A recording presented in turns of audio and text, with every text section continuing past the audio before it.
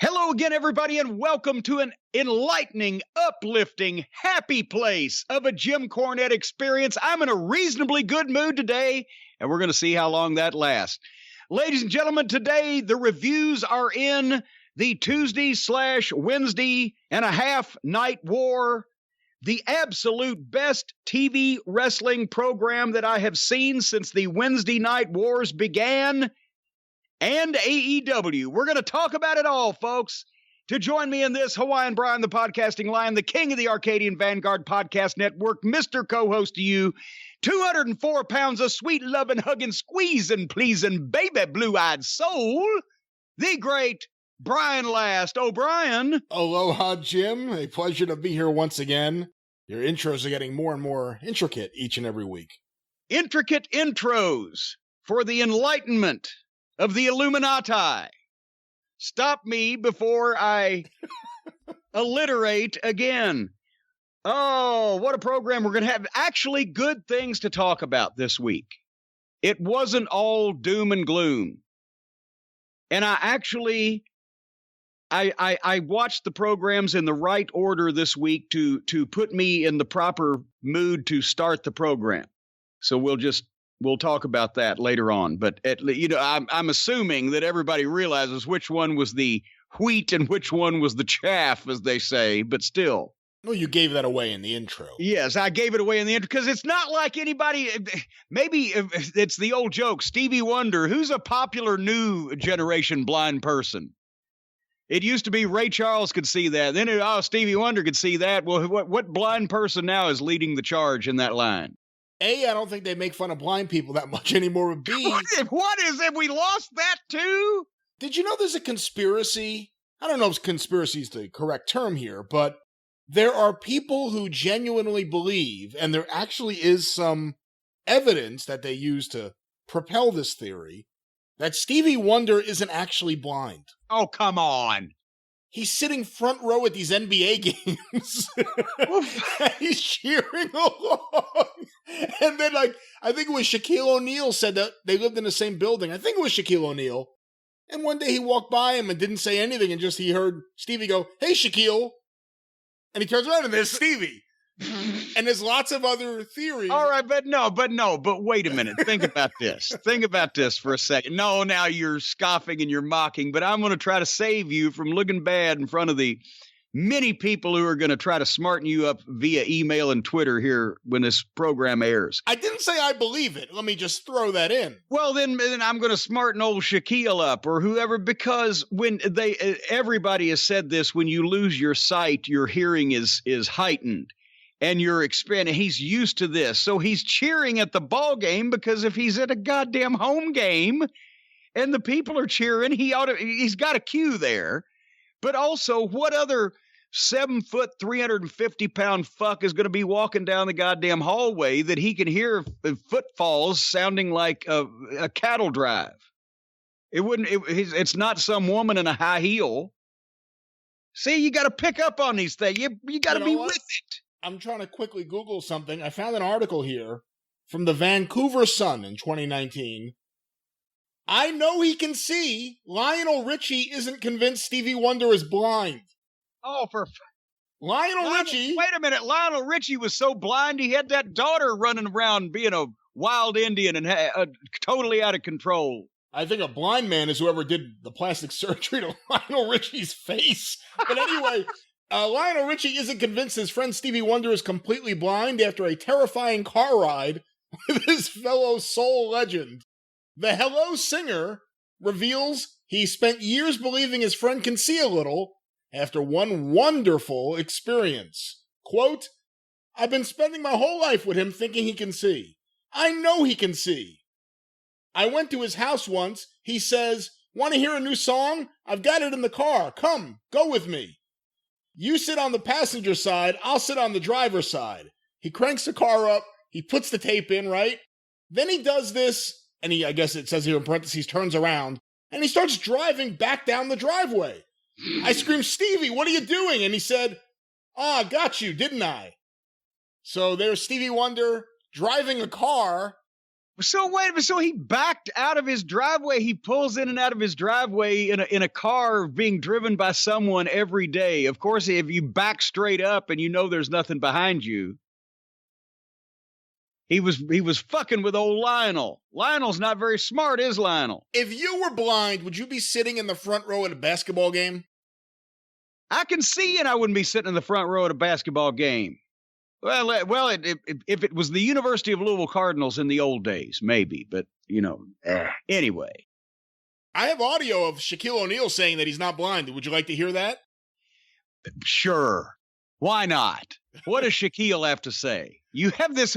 Did you prepare this bit and you didn't clue me in? No, you see the way the Or is it internet just works. field research on the fly? Field research on the fly. Hold on. Shaquille O'Neal shares evidence that Stevie Wonder is not blind. Let's hear this story. From TNT, our friends at TNT. I'll tell you a Stevie Wonder story, but you're not going to believe it. Come on, man. No, I wouldn't. I know the story. He's got to tell it. I wouldn't He's got to believe it. tell it, Ernie. I know the story. He told me he's got to tell a story. All right, go He's for got it. to tell a story. It's a true story. It's a true story. So, according to Shaq. we lived in a building on Wilshire.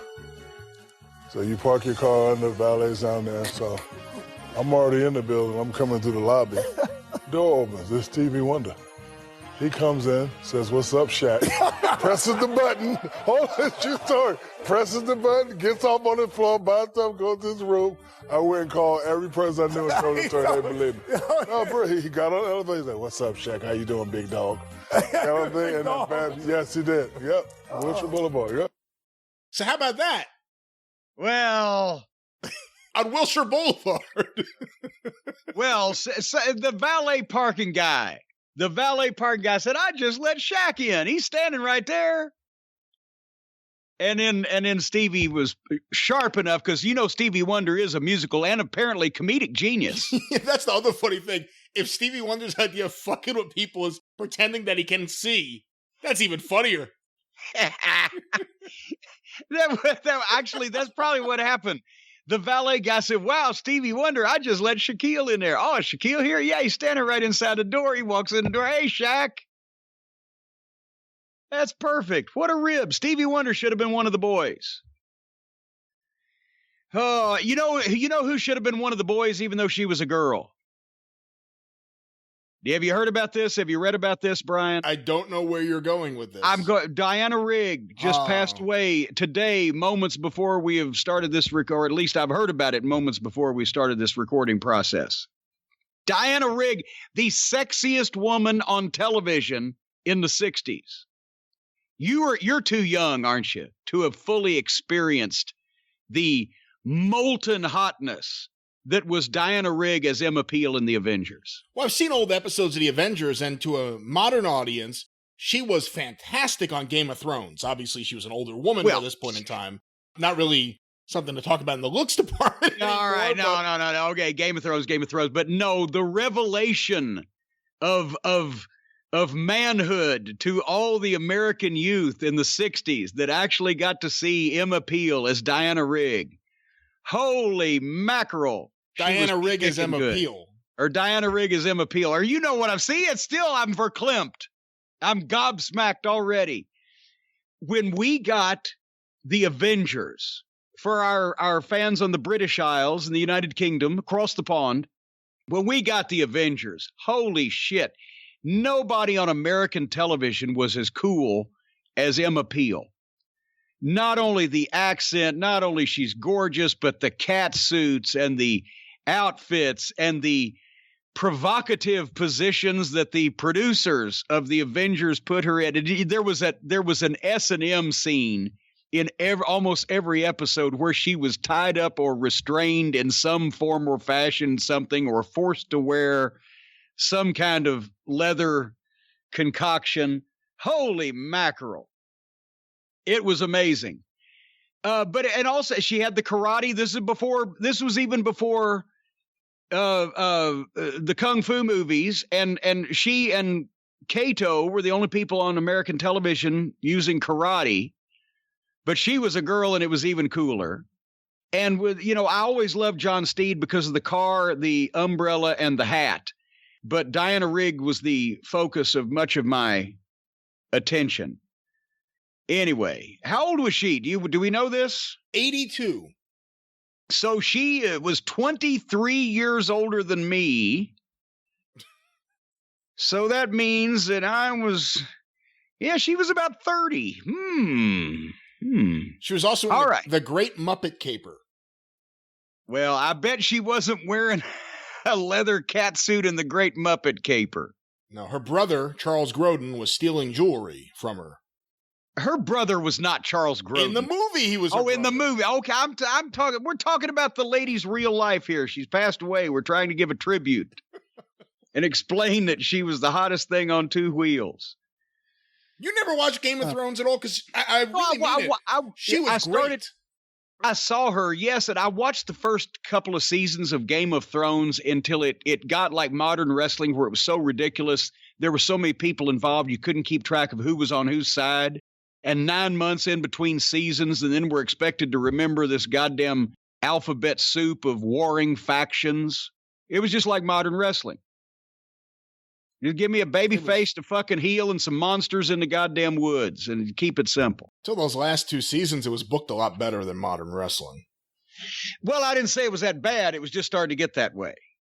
But anyway, we do send our condolences to Diana Rigg's family and friends and fans and all of the young American men that she brought into adulthood in their bedrooms late at night watching the Avengers. Oh, I should have bet. I wonder, is my bookie taking bets on who gives who the COVID? Oh, I'm pretty sure they're not. That would be pretty tasteless. Are they taking bets on the election? Maybe they may be actually some money on that because they may be.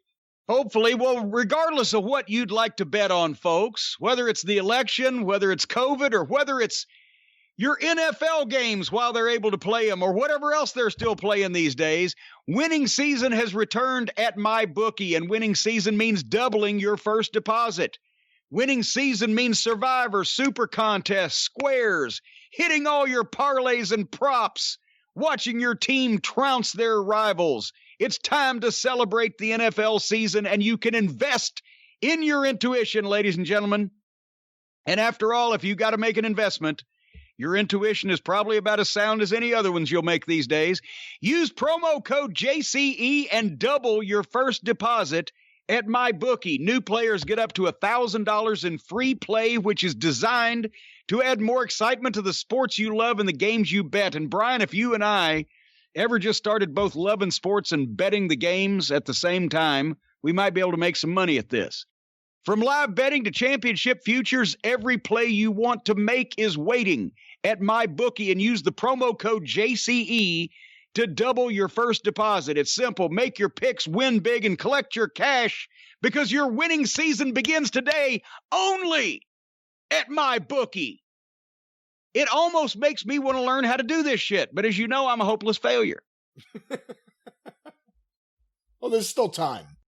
There's still time in my life. I'm starting to at this stage of my life, I'm starting to sit down and make a list of the things that I want to accomplish before I pass on to the great beyond, to the squared circle in the sky. And one of them is figuring out how to bet on all these parlays and things and props. And I'll tell you something else I've figured out. The post office situation at Cornette's Collectibles is back to normal. It's been a rough 2 weeks, folks, but everybody is healthy and back at their positions, and I'm proud to announce that all the orders to JimCornette.com that have been received through today, Friday, the 11th of September, are going to be out by Wednesday morning the 16th, if not earlier. We are, by the time that you hear this, we will be caught up through about the 3rd or 4th of September, and this following week will be shipped out next week, and everything's looking good because, as you know, the store at JimCornette.com will close from Tuesday, September 15th through the September the 30th, and we reopen for our holiday sales season on October 1st with some new items and some returning favorites. So Get your orders in before the 15th if you want to get them in the next week or so. And then if not, you'll have to wait a couple of weeks until the grand reopening on October the 1st. Have I made this plain, Brian? Very plain. Good. Oh, boy. You know, that threw my whole goddamn social interaction and day and planning and everything into turmoil when I was not able to go and ship properly and have my interaction with the lovely Bree and all of the fine professional window clerks at my local establishment, the mail establishment that I frequent all the time. That's the only place, as you know, I go in public now. So it threw me off. I was ridden with anxiety over the whole thing. When else do you know? See, people say I'm not sympathetic or compassionate. It was rumored that they might get sick, and I ended up being the one to have anxiety over it.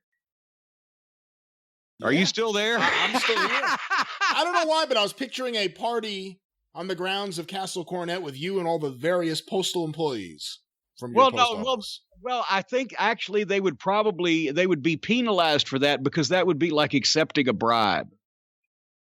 You're not allowed to bribe the people at the post office? No, that's like bribing a judge or a government employee or somebody. They're sacred. I give the people at my post office gifts for the holidays. Do you? Well, you're allowed to give gifts, I believe. I do it sometimes. I don't want to paint myself into any corners in case I'm admitting to some federal felony here. Possibly you have just admitted to some wrongdoing. Brian Lash, you are bribing your local post office. No, actually, I do know this. I know that one time they fired somebody, this was years ago, at some location. That matters not. They were printing their own postage. They were going to mail in their own shit. They caught him as, no, you can't do that anymore. Anyway, an update on a recent guest. Ron Fuller, the Tennessee stud, who was on the program very recently, and plugging his new book, Brutus, about a man-eating lion that escapes the Knoxville Zoo and takes up residence in the Great Smoky Mountain National Park. Apparently he will go to any lengths. He's a wrestling promoter already. He will go to any lengths to promote a book. What am I hearing about a loose tiger in Knoxville, Tennessee? This broke this morning as we're recording on Thursday. I have a headline here from CNN. The search is on for a tiger spotted in a Tennessee industrial park. Authorities in Knoxville, Tennessee are conducting an all-out search for a tiger that was spotted on Wednesday night in an industrial park. A Knox County Sheriff's Office deputy saw the animal at the Forks of the River Industrial Park on the east side of the city, according to a news release. Sheriff's patrol units and Air Watch are searching for the tiger, along with the Tennessee Wildlife Resources Agency and Knoxville Police Department's Animal Control, the sheriff's office said. Representatives from Tiger Haven, a no-kill tiger sanctuary in Kingston, Tennessee, are helping with the search. Tiger Haven is about 50 miles southwest of where the tiger was spotted. The Forks of the River Industrial Park is a complex of more than 1,400 acres that is across the Tennessee River from a wildlife management area.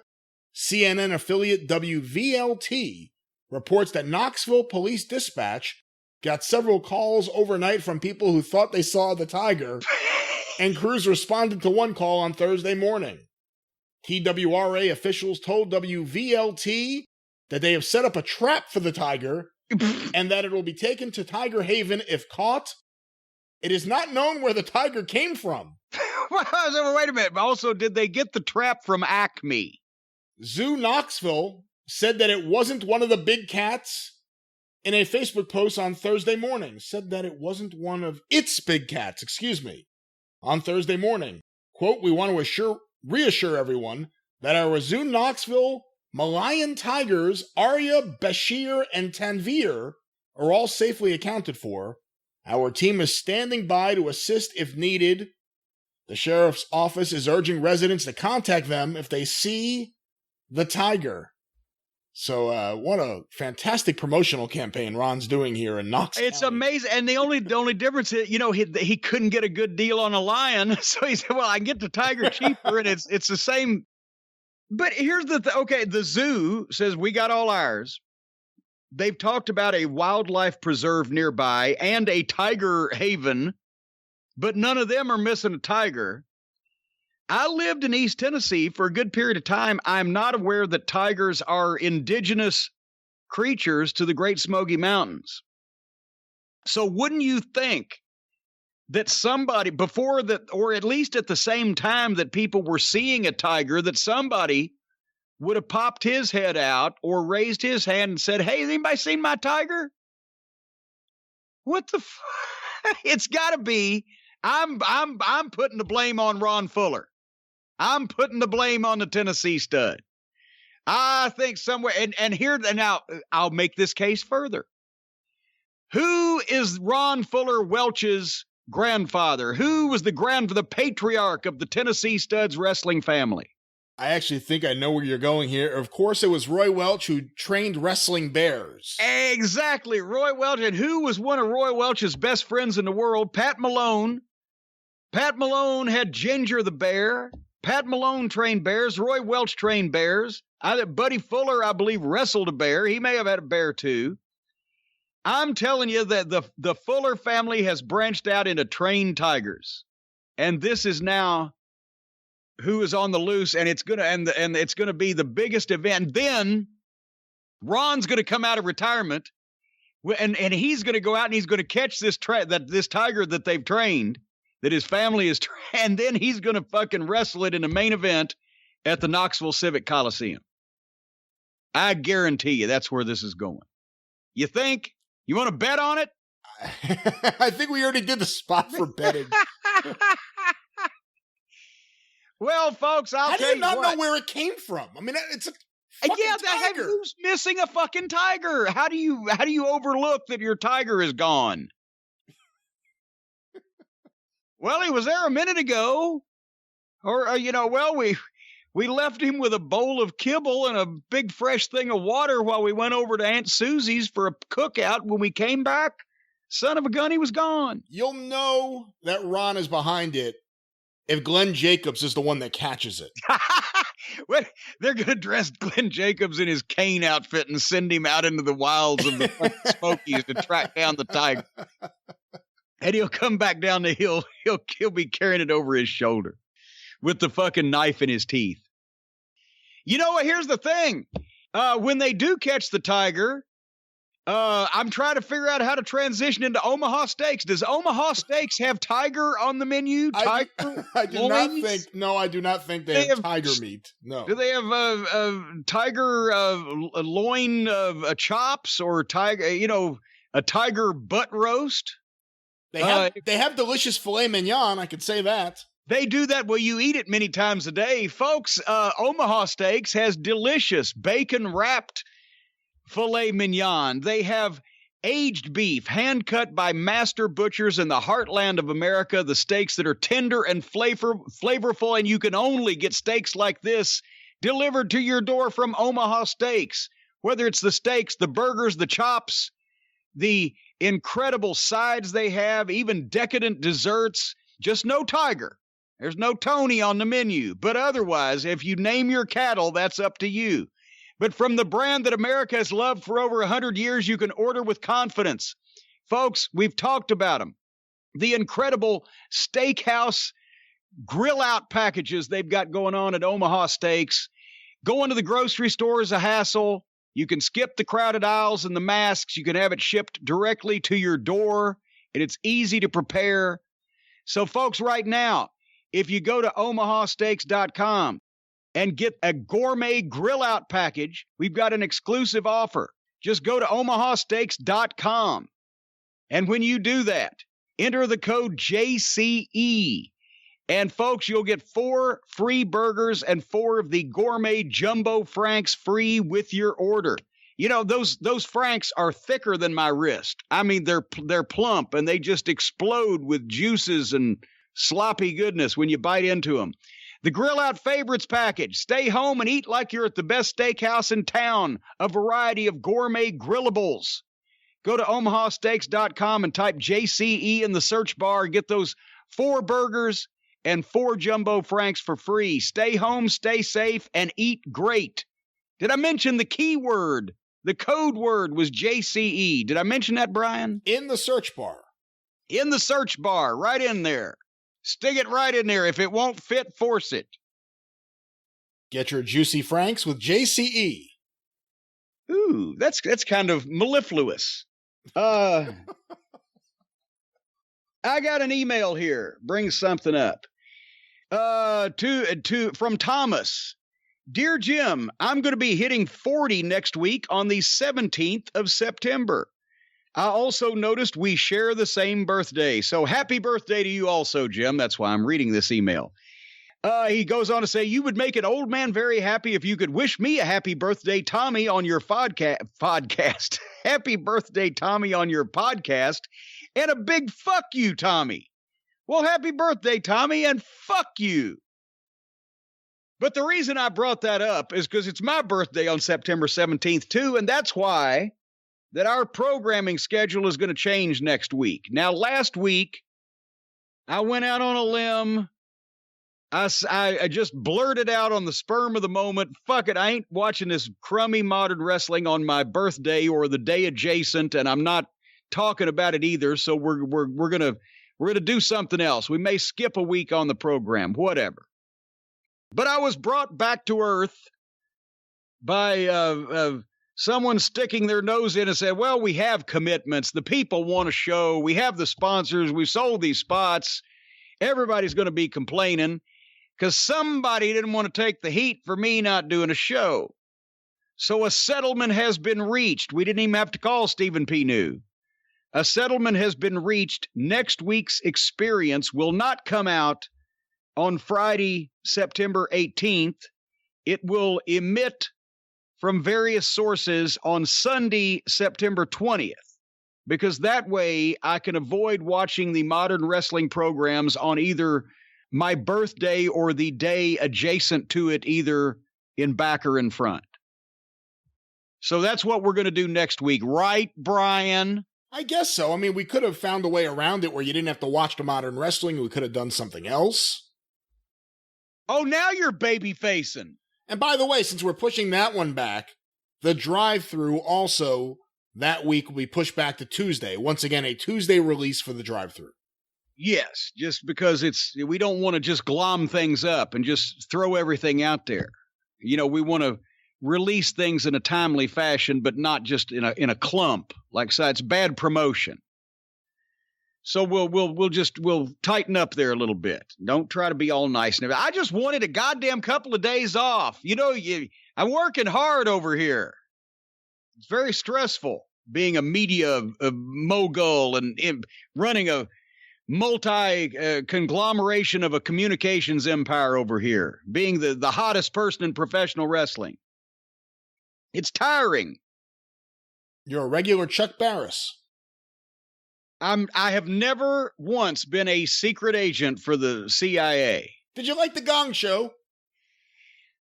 Why did you just suddenly get an English accent? Did you like the Gong Show? Did you like the Gong Show? Did you like the Gong Show? What was that? Tell me about J.P. Morgan. She had wonderful lips, did J.P. Morgan. Yes, I did like the Gong Show. Because there wasn't a lot of silliness. Like everything else, when there wasn't a lot of silliness on television, it was nice to have a show with silliness. Then everything got silly. And it became nice to have a show that was serious. Did you like the Gong Show? It was on repeats when I was a kid, and I did enjoy it. Watching it back now, it's hit or miss. I like Gene the Dancing Machine. He was good. And the Unknown Comic got hot there for a while. Yeah, he was pretty good, too. Yeah. And then, of course, I got in all that trouble for, what was it, the Lollipop Twins? Was that the name of the act? I do not know. The Popsicle Twins, that's what I'm thinking of. Oh, the girls that ate the popsicles. Well, they didn't exactly eat the popsicles. Well, they went down on the popsicles. They melted them. on this show that was on broadcast television, and they got in a lot of trouble for that. Yeah, well, anyway, I don't know whether that accent was English or whether you sounded like Julia Child now that I've done it again. So tell me about the chicken. Is the chicken? I've cut myself. Omaha steaks. Omaha steaks. They do have chicken also at Omaha Steaks. And tiger meat. And now you sound like Sue the Shooter. You're going to do the spooky voice next. I've got my own Rich Little over here. All right. Anyway, we've got another couple of just a brief topics. We've just also heard about this. Apparently, Vince McMahon has dropped off the Forbes 400 billionaires list. He's still a billionaire. He just doesn't qualify. You have to have like 2.1 billion. I saw this. He's only got 1.8 or something. So he's nearly destitute, and he's hurting for money so bad. He's had to I don't even know why do they call it lay off, or he's terminated. He's wished well in his future endeavors another longtime employee, Gerald Briscoe. They have released Gerald Briscoe. And I swear to, when I heard about this, as you know, right before we went on the show, we were speaking amongst ourselves. What the seriously? Gerald Briscoe is in his 70s at this point. He has worked for that company for almost 40 years. If it wasn't for Gerald Briscoe and his brother Jack selling the stock in Georgia Championship Wrestling, Vince McMahon wouldn't have got the Georgia TV, which means he wouldn't have got the $1 million from Jim Crockett for the Georgia TV, which means he wouldn't have been able to finance the first WrestleMania, et cetera, et cetera. Gerald's wrestled for him. He was one of the Stooges. They've let him make fun of him. He's been a scout. He's signed a bunch of, he was the one that was chasing Brock Lesnar and Shelton Benjamin. He's scouted all the amateur wrestling meets. He's tracked down talent. His record as an employee has been pretty much impeccable. He even, even though he's been in poorer health over the past several years, he still goes out and does stuff. And they couldn't just say, okay, Gerald, here's a flat amount. You're on retainer. You're retired now, except when we need you to travel somewhere and scout out a piece of talent and have a wonderful retirement. They release him and publicize it. Would it have hurt the WWE bottom line to send Gerald Briscoe $1,000 a week in his retirement as a retainer to keep his services, or if you need to ask him a question or get his input?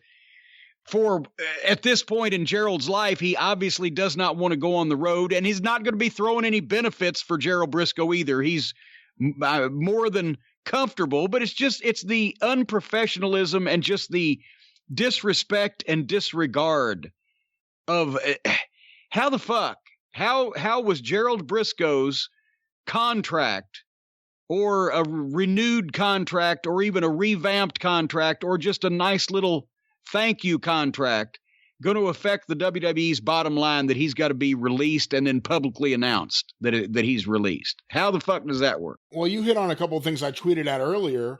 Without Jack and Jerry Briscoe, Vince doesn't get Georgia Championship Wrestling. We look at a different landscape of professional wrestling in the 1980s and beyond. And of course, the $1 million that funded WrestleMania that he got from Jim Crockett.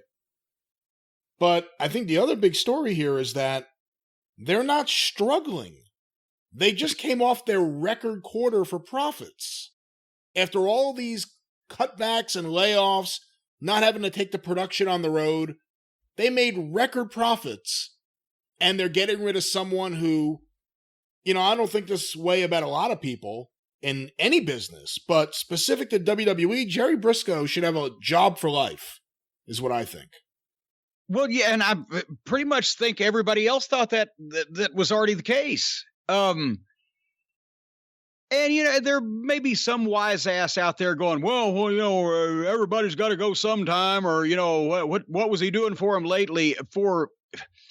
When you look at the revenue of that company, and you look at the finances of that company, and all the people who have ownership in that company, how much money that they have made out of it, especially after going public. And one of the main reasons why that company is a company and is a successful company is because of Gerald Briscoe. But so anyway, I put him on the fucking board of directors and pay him whatever the board of directors gets to just sit in on the conference calls. That wouldn't be too much to ask, but for fuck's sake.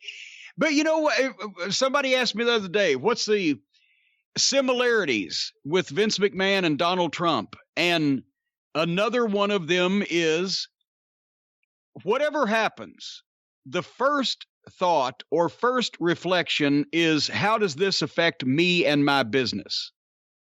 Whether it was they put the drug policies in place, not an incidental part of the drug policies or the wellness policies is great. It, protects the guys or pays for their rehab or makes sure they don't get too far down a fucking particular path or whatever. But the reason for it all was PR. And we're a publicly traded company. We have to look like we're doing as much as we can because the first response to everything is, how does it affect me and my company? So who knows? Probably somebody said, well, look, here's a list of people that we're paying and they can't travel or they don't travel or, whatever. We can trim some fat. And he doesn't look at the individual people. He just looks at the fucking numbers. But I guarantee you nobody released Gerald Briscoe without Vince McMahon knowing about it. Well, no, according to Jerry Briscoe's tweet, Vince McMahon called him up last night and personally told him. How rare is that? Okay, not rare for somebody of Gerald's stature and tenure in the company, but how the fuck does a guy that's worth $2 billion call a guy up and say, I know you helped us get this thing to begin with, and you've been here for 40 years, but we can't send you $500 a week just as a thank you in your retirement. You're just done. All right. You know what? Sometimes I just want to pull my hair out. Are you pulling your hair out over at your programs this week, Mr. Last? Oh, I was wondering what you were transitioning to. I'm thinking I didn't know sponsors. Myself. We don't have any sponsors this week dealing with hair loss, like Keeps. Or I just want to scream and tear my hair out when I hear what people do. Well, another hair-raising week on the Arcadian Vanguard Podcast Network. Get information about all shows on Twitter at Superpodcasts or on Facebook. Facebook.com/Arcadian Vanguard. A few notes. This week on Breaking Kayfabe with Baldwin and Barry, the boys talk with Steve Kern, who I believe just had a birthday, all about championship wrestling from Florida in 1980. Wait a minute. That's what happened. Steve Kern had a birthday. I wonder how those wildfires got started. What are you trying to say? Steve Kern's birthday cake. It fucking the too many candles and the whole thing went up. Oh boy, I was wondering what you were. Oh, Steve's an old friend. You're on a roll this week. Well, roll on. Hear more from Steve Kern at baldwinpod.com. Available wherever you find your favorite podcasts. Also want to make mention of John Arezzi's Pro Wrestling Spotlight, Then and Now, where John and myself review the original broadcast of Pro Wrestling Spotlight from 30 years ago. We are right now in the summer of 1990, and on the latest episode coming out this weekend, John brings on his initial investors who financed the very first wrestling convention that John did in 1990 with Sting and Ricky Steamboat, Terry Funk, Big John Studd, Paulie Dangerously, and much more. It's a pretty historic episode. Wait a minute. He brings on the actual original investors for his conventions? I thought that they had died broke in a homeless shelter a long time ago. Well, no, there's actually an interesting story because, the first year... He just no-sold that whole goddamn... Well, because it's funny, because there's a story, because the first year it was called the Wrestling Fans Fantasy Weekend, and it was a bus trip to the NWA at the Meadowlands, 2 days of convention by LaGuardia Airport, and then a bus trip to SummerSlam, which is notorious because the investors bought 100 ringside tickets for SummerSlam, but they only filled up a bus and a half of a 2-bus trip ride to Philadelphia John gets off the bus, starts scalping the tickets. The first person he sells it to is a cop. They arrest John Arezzi in front of all of his listeners. They take him to some jail cell in the Spectrum where he runs into Sergeant Slaughter. So, I mean, there's a whole story there behind it. But he ends up having a falling out with these investors because they had delusions of grandeur, and that's why it became the Weekend of Champions the next year and for the years after that. So wait a minute. So I was at that Meadowlands show then. That he brought a bus trip to August 24th, 1990? Holy shit, yeah. At the Meadowlands, because How did you just do that? That's where we dropped the U.S. Tag Team titles to the Steiners. Well, that was exactly it. So it was the 24th at the Meadowlands, 25th and 26th convention, 27th SummerSlam. Well, son of a gun. I had no idea that John and all of his cohorts were out there. I would have flipped them all off. Well, hear more all about this historic event, as well as some of the phone calls calling in about the latest wrestling news, like the Road Warriors debuting in the World Wrestling Federation, at pwspod.com, wherever you find your favorite podcast, John Arezzi's Pro Wrestling Spotlight, then and now. Also want to make special mention of something that debuts this coming Tuesday for patrons of Ron Fuller's Studcast, the latest Super Studcast. It's going to be a two-parter. Part 1 and Part 2, both of them will be featuring a special tribute to Bullet Bob Armstrong with many guests, and I'm not sure who's on Part 1 and who's on Part 2, but the Tennessee Stud speaks with Jody Hamilton, the assassin. He speaks with Jerry Brisco, of course, Mr. Jim Cornette, none other than Mr. Jim Cornette, Dutch Mantell, Kevin Sullivan, Charlie Platt, Terry Funk, and Stan Hansen. Also exclusive, never-before-heard audio. Ron talked with Bob Armstrong a few months ago about his career, and that's interspliced with all this great content, all these guys who love Bob Armstrong talking about him. Hear it this coming Tuesday when it debuts. Patreon.com/Studcast. We'll have more information in the weeks ahead about Part 1 and Part 2. And, of course, the 605 Superpodcast, the Mothership! That's, I guess, the nicest one of all the options that you could possibly play. People miss your sonic screech. It hurts my throat. The latest episode is in production right now. Next week, we're going to announce the lineup and what's going to be on that episode. But thank you to everyone who has downloaded and streamed episode 103. The reaction has been overwhelming. I really do appreciate it. But episode 104, in production right now. It'll be another fantastic episode. Of course, the best wrestling podcast on the planet. Don't be so humble. Put yourself over a little bit. Have some oomph. Don't be just all tucking your tail between your legs. I'm not going to lie to the people. It's the greatest wrestling podcast on the planet. The 605 Superpodcast, the Mothership! All right, goddammit. At 605pod.com. 605pod.com. Hey!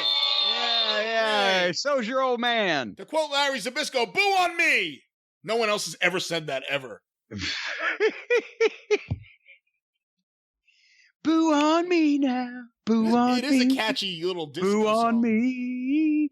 All right, anyway.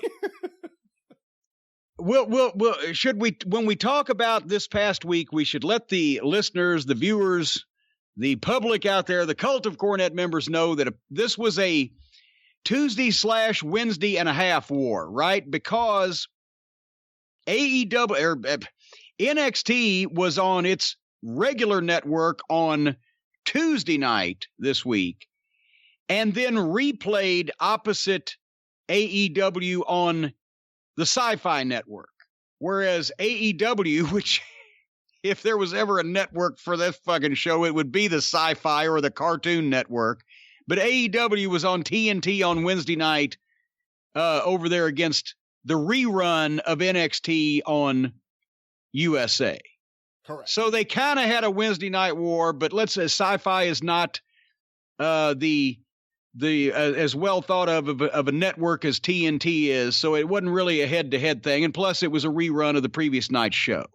So they were kind of head-to-head, but not. But if there was ever a week for NXT to gain some viewers and to be unopposed, it was this week because they hit a home fucking run. And if there was ever a week that AEW should have hoped for the smallest possible audience, it would be this program.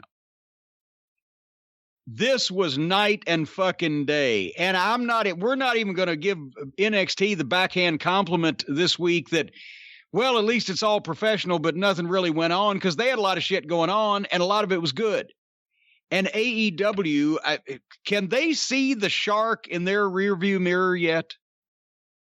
Do they realize that this is just the worse shit over and over that they're doing now, the same shit they've been doing? Absolutely not. They think it's the greatest shit ever.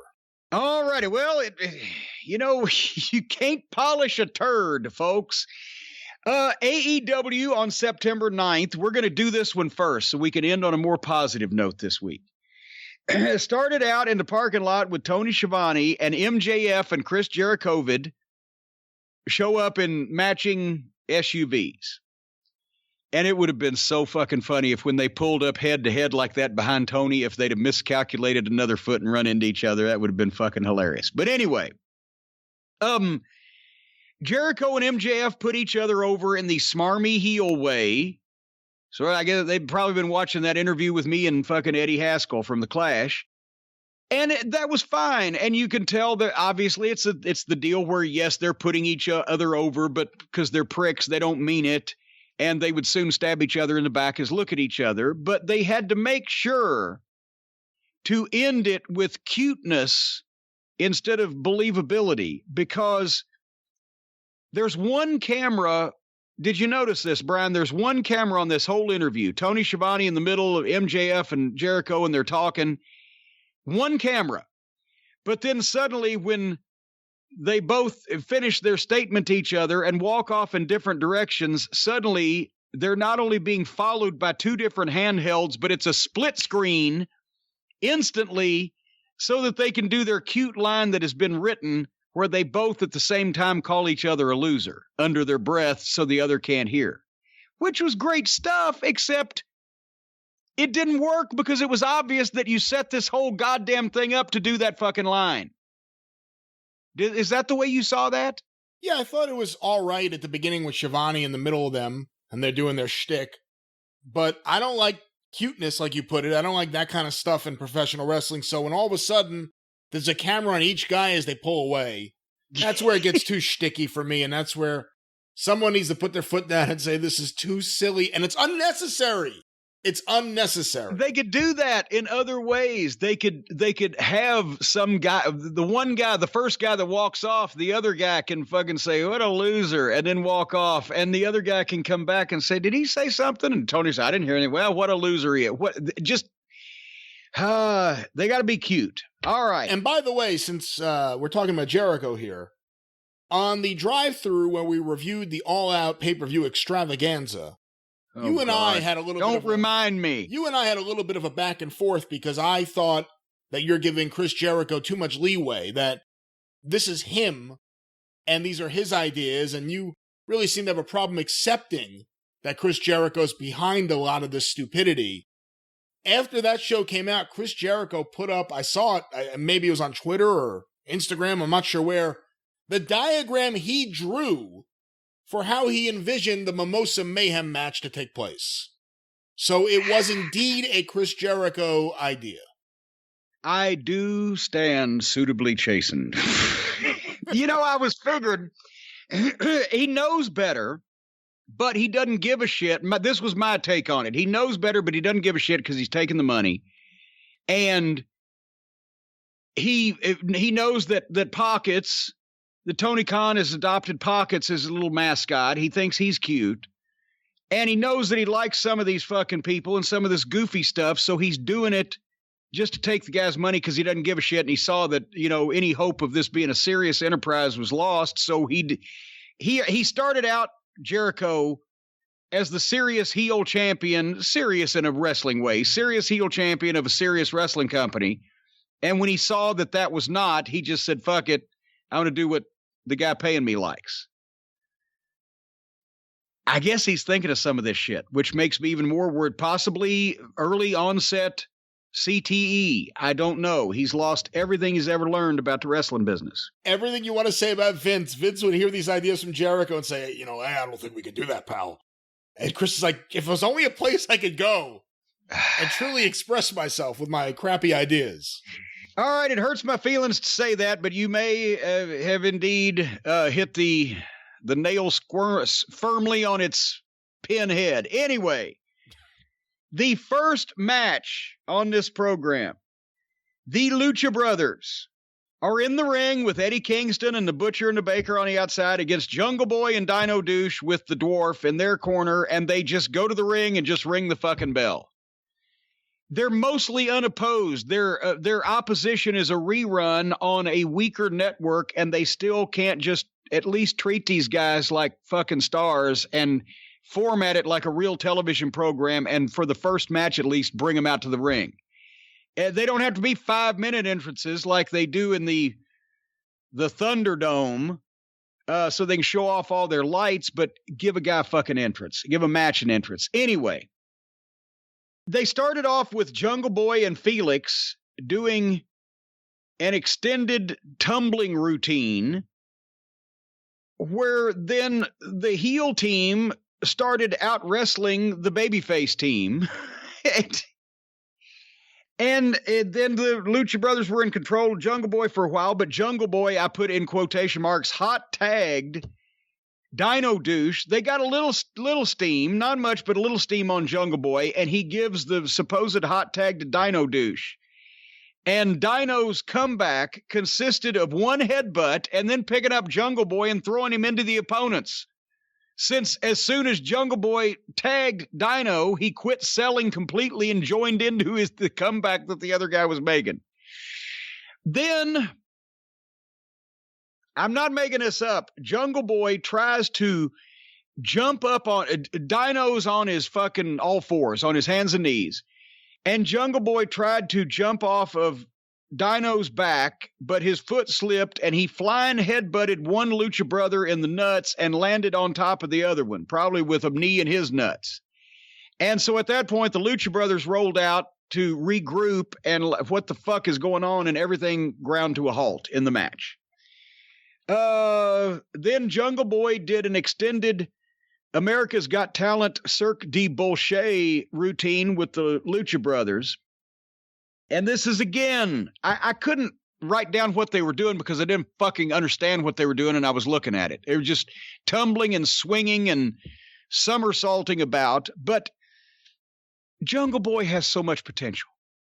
He's a good-looking kid. He's small, but he's underdog small. He's got the fucking rock star hair. He's got the smile. He's the son of a fucking iconic actor that now they've completely quit referring to, if you've noticed. One fucking unique item about him that nobody else has, they've quit referring, and only Jim Ross was forcing those references in to begin with. But his potential is being wasted because he will never learn how to work, how to have a match, how to put a match together. Not only working once a week, basically, but working with people like this. And I'm not just knocking the Lucha Brothers. He doesn't need to be learning Lucha because Lucha ain't going to make him any money in this country. Jungle Boy should be in a fucking high-level training program learning how to think wrestling and how to put matches together to capitalize on his selling ability and his wonderful baby face and cork out those big moves when he makes fucking comebacks.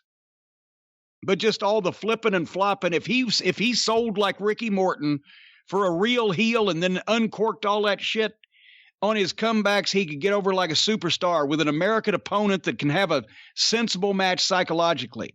He's learning bad habits in these garbage fucking tumbling matches with the Americans or the Luchas, and it's going to be impossible for him to unlearn these bad habits.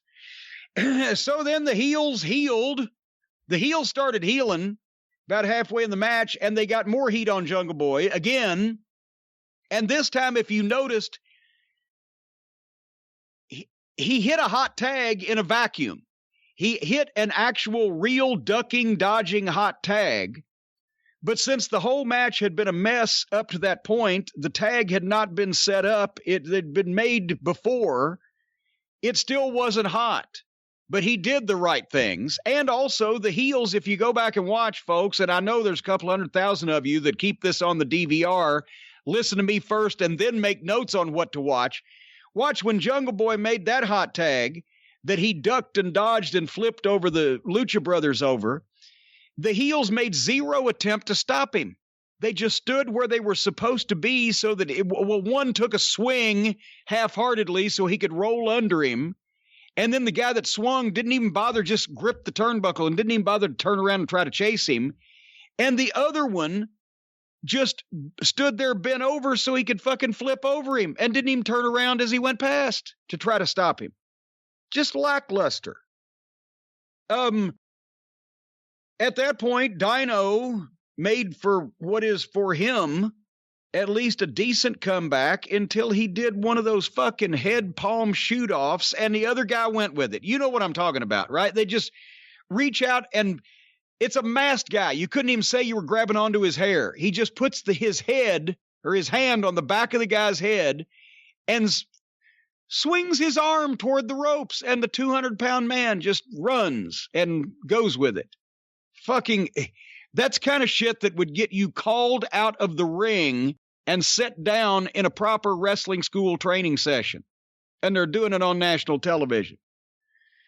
Head palm shoot off. The guy went with it. He picked him up. The Lucha Brother, I can't remember. And he tried to he picked him up like for a Death Valley driver, but he tried to drop him, but he dropped him feet first the wrong way.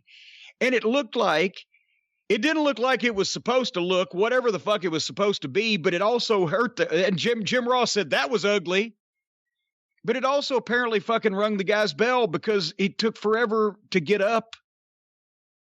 And did you see that? Like a reverse Death Valley driver where you forgot which way to fucking drop the guy? Yeah. And it looked like he rung his bell. Anyway, then the Lucha Brothers and Dino did some klutzy lucha. And thank God, Dino got his backflip in. Standing backflip on a cover for a 2 count. Just threw it away as usual, but everybody's seen it a million times. And then after Dino was finished stinking the joint out, did you see him walk over and just give Jungle Boy a flat-footed tag? Just walked over, just flat-footed tag. Boom, you come back in. And then Felix, who's the heel, cut both Luchasaurus and Jungle Boy off by himself. And then hit a move on both of them at the same time. Had one hooked over his back and leg dropped the other one. Not only the fucking giant Luchasaurus, but the Jungle Boy as well. And the fact that one heel is stopping and out wrestling 2 baby faces right after, goddamn, Ray Stevens and Nick Bockwinkel, I wrote, spinning in their graves. And then finally, they did the goddamn deal they do in every match, and we've talked about this.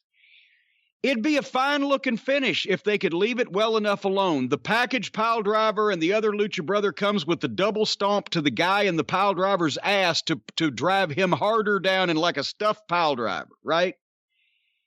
And the way they do it, that looks pretty good. That should be a hospitalization angle, obviously, but at least it could be a finish. But then the guy that does the double stomp every single time has to jump up, hit the far ropes, and do a dive from the side he just came from onto the babyface that somehow is in that position on that exact same side of the ring every single time they hit that fucking move. I don't know how it happens.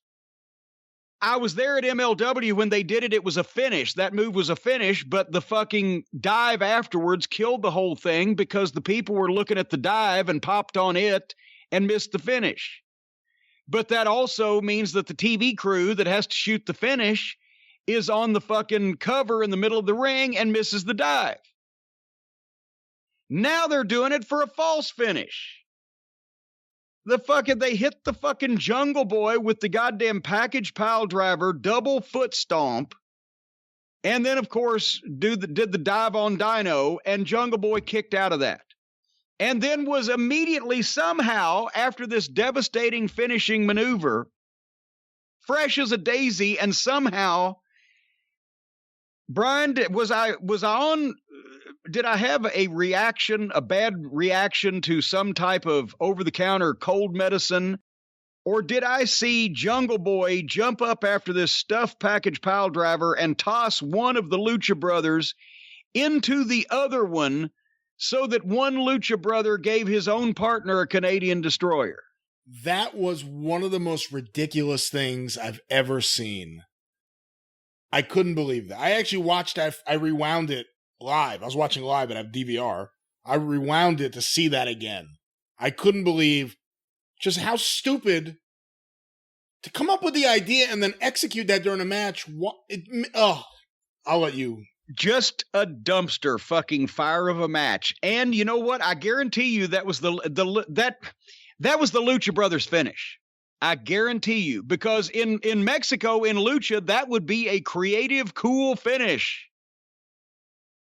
Because people there know what Lucha is, and they've grown up with it, and they get it, and whatever. But in America, that was a creative and cool finish to the 500 or 750,000 people that watch cosplay wrestling, AEW. And that completely destroyed the Lucha Brothers as a fucking credible tag team with everybody else that might ever have seen that used to like wrestling and doesn't anymore. That kind of shit is why they don't watch it. That's the stupidest thing I've ever seen. But they came up with it, I guarantee you, to give them an out for getting beat. One guy beats the other guy, right? His own partner beat him. Well, that would be great, even if in their pea-brained line of thinking. That would have worked if then the fucking one guy that took the destroyer got up and was mad yelling at his brother. So the fucking guy didn't even sell a fucking finish like that where his own brother dropped him on his head. He didn't even sell for his brother. And they're up arguing. And then Eddie Kingston comes in and tries to make peace out of that whole slapdash ragtag group. And now they've basically wasted Eddie Kingston with this group of sloppy fucking schmoes. I like Eddie Kingston's work, and I love his promos. He didn't really get a chance to cut a promo here. He's just fucking trying to get other guys to quit arguing and not ever really being uninterrupted. But and it took forever. He was trying to get them to shake hands forever, and then all of a sudden, randomly, this is the first time I think this has been mentioned, he turns to the Blade, he goes, "Hey, where's your wife?" Yeah. The first time there's been any reference to the fact that his wife is now with QT Marshall. It's the first reference to any of that, and it was a throwaway. That's because nobody knows who his fucking wife is in real life except all the fucking idiots that live their entire life on the internet and study this shit, which is who they're programming to, because nobody else understands what the fuck's going on here. I like the Lucha Brothers less and less every time I see them. Every time. Well, I was ahead of you, which is why I was ahead of you already on that, because I'd seen them all last year, too. Eddie Kingston is fantastic on the mic. And I wonder where they're going to go, because now they're playing up the truth, which was he was never actually eliminated from that Battle Royal on the pay-per-view event. He went through the middle rope, I believe. So I don't know if that means they're going to do him and Archer, or if that means he gets the shot at Moxley after Archer. I'm not sure, but that was another focal point of the promo. All we know is that heels are still mad at heels. Yes. Even if they're brothers. Right. One high point in the parade of terror that was this television program, Matt Hardy. We know he's still alive. We know he can still speak English in a coherent manner. He did a nice promo as himself. He wasn't broken. He wasn't 3,000 years old. He didn't teleport anywhere. He came out and he showed everybody that he was at least okay in that respect, and he's going to have to take some time off because of the concussion. But he was well-spoken, and he was a massive babyface. Rebby was there to babyface the company. Obviously, after what she tweeted, they've gone to such lengths to try to babyface themselves, whether it was the repeated mentions after the fact later on in the pay-per-view when people were getting on them on Twitter, like, how could they do that to Matt Hardy? he's been checked out. He's cleared a concussion protocol. He's going to the doctor, blah, blah, blah. Now they've got his wife there just to make sure, there's no heat there. It was a great babyface promo for a guy that's put in that position. And it actually made him a likable person that I would like to see come back and wrestle as himself, as long as he'll stay in the fucking ring and not take fucking bumps off forklifts. And that's all I have to say about that. It was a good promo. Unfortunately for me, I didn't come out of that wanting to see him wrestle again. I came out of that wanting to see him retire. And, part of that promo reminded me of Jackie Martling on Stern years ago, after he upset his wife for getting in a in a bathtub with Jessica Hahn. He had to say, "I apologize to my wife, Nancy. It was a stupid thing. I'll never do it again." It kind of reminded me of Matt Hardy here, because obviously his wife was really hot about it on Twitter, or at least she appeared to be. Well, unless he suffered horrible damage of some kind, there's no reason to want to see him retire. There's every reason to want to see him wrestle wrestling matches in the fucking ring. He wouldn't have been hurt if he hadn't been doing that stupid shit. Most of the people that they're getting hurt in that company are people that either they put in with green talent and they get dropped, or somebody dropped on them, or they're doing this stupid location fighting bullshit with these dangerous stunts with all this furniture. And both of those things are preventable. They're needless, totally preventable. There's no reason to have any more of these garbage fights on top of these things anymore, because they've done so many of them, it doesn't mean anything anymore. So if Matt Hardy is okay and can come back and wrestle in the ring, that would be perfect for him to take some of these guys like Jungle Boy or Sammy Guevara, heel or babyface, whoever, and have matches with them in the ring and teach them how to work, instead of doing this fucking foolishness and these tumbling routines.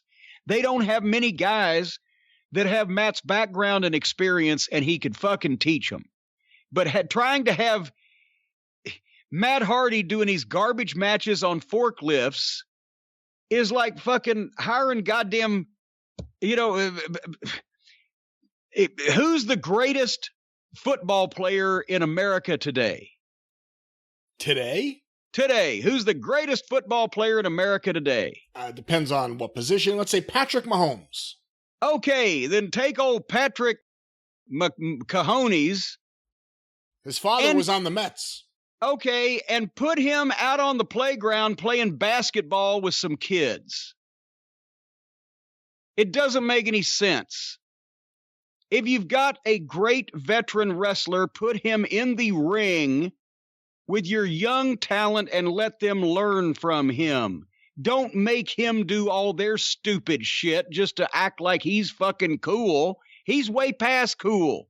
He's a legend. They're supposed to do his shit, not the other way around. Anyway. At least it sounds like they're done with the Matt Hardy-Sammy Guevara feud. Well, I hope so.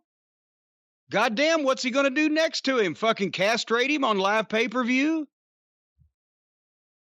Anyway, Matt can't lose too many more body parts. The next match. Brian, how many times can you hear the same joke, especially when it's not funny? It gets older and older every time you see it, don't you? So here comes Pockets. And he's wrestling Angelico. Angelico, or pronounced as excrement pronounces it, Angelico. Angelico, the man who is so skinny when he gets a sunburn, he looks like a thermometer. He uses a Cheerio as a hula hoop. He has to run around in the shower to get wet. He swallowed a marble. It gave him a beer belly. I could go on. The fuck? More kids wrestling. They started with a square dancing spot. Did you notice when they joined hands, started do-si-doing and square dancing? And grab your partner, swing her around, kick her in the eye, and drop her on her crown. I don't fucking know. At one point, it looked to me like they were working like they were covered in wet paint, and they were afraid they'd smudge it. Not that they weren't hitting hard, it's that they were touching each other so carefully. And then Pockets did some of his flips and a fucking dive, and then the Superman punch. Roman Reigns and my little dog Pockets, when you think of that finish. And in fairly quick fashion, Pockets won the Children's Under 14 Make-A-Wish Championship when he won this match. At least it was short. But then Santana and Ortiz come in and jump on Pockets and start kicking the shit out of him. And here come the butt buddies to make the save. Fuck Taylor and his little buddy Trent. Because they're still mad about Trent's mom's minivan. You know, I had somebody actually tweet me, said, why do you say that? They didn't realize I was really being serious. They thought I'd made it up. That they were mad about Trent's mom's minivan. They thought I was making fun of them. That's on the show, folks. For those of you not watching. Fuck Taylor did what he thinks is a wrestling promo and challenged him for, I guess, a parking lot fight. Meet us next week in the parking lot. So we've got that to look forward to again. Who's going to get hurt in this one? Untrained and in dangerous places. That's a great combination. Then Trent cut a promo saying that they were coming to fight and to hurt them and to make his mother proud. The baby faces, by the way. The grown adult, he's got to be in his early to mid-30s, right, Trent? I would and think. he's saying this shit because he's in WWF for a while. Why do they think, even if they're not trying to be serious, it's not funny either? Why do they think that anybody would care about this? Why do they think that anybody would hear a grown adult man like Trent talking about his mother's minivan and not just change a channel? Who? In what concept are you supposed to view this as good or entertaining or productive in some fashion? I can't answer that. It's lame. Can anybody out there in the sound of my voice answer? And I solicit an AEW fan to explain to me. The email, take as much space as you want. Why the fuck would anybody that give a shit about Trent's mom's minivan or about a grown adult babyface whining about his mother's minivan or how they hurt her feelings or whatever? That was my gimmick when I was a spoiled fucking rich kid manager. To have scorn and derision cast at me because I was a mama's boy. And this isn't even believable. Mine was. Speaking of unbelievable, I'm sorry, did you want to say anything about that fucking fiasco? No, it's a feud that I don't care about. I don't know why anyone would care about it. The best friends are one of the worst acts in professional wrestling. Don't say that. Well, in this case, I can say it. In conjunction with them, you can say the word act. I think Santana has talent and he's being held back. I'm not an Orange Cassidy fan. I know that you're certainly not an Orange Cassidy fan. How did he go from wrestling in the main events with the closest thing to a mainstream superstar they have on this fucking show to diddling around with the job guys, playing fucking sticky finger behind a back fence with some fucking douchebag instead of out in the goddamn spotlight? Oh, my point was going to be, I don't know what they're going to do with him post Jericho, because it doesn't seem like he came out of that with a lot of steam. It's over. He must have got the virus from Jericho, the middle card virus. You know what happened next? Road Warrior Buck and his brother Balding Buck, we've heard how and what a kind of a snit they are. And when they get in a snit, ladies and gentlemen, they are thoroughly dangerous men. Thoroughly dangerous men. Probably undercover agents for the FBI who have been sent down to infiltrate the Ku Klux Klan. The Officer Bar Brady, Alex Marvez himself, is there he's the only person I've ever seen that can knock on a door phony. What the fuck? He's there at the Young Bucks locker room door. We know that because it says it on the door. And he knocks in a very strange way on the door while still keeping that death grip with his eyes on the fucking camera he stares into. And with no emotion on his face after he knocks twice. Obviously, they're not going to answer. And then they open the door, and both of them super kick him. And they super kick him so hard that as he goes backwards, you can see it didn't even knock the microphone out of his hand. Because you can see the camera angle was protecting it. They super kicked in front of him, and he just fell straight backwards with his microphone hand still held out in the exact same place. Just fell off out of the screen, probably onto a beanbag chair. And Jim Ross laughed. He had to. And Excrement said the Bucks are in a dark place. I believe that was the quote. Why do this, Brian?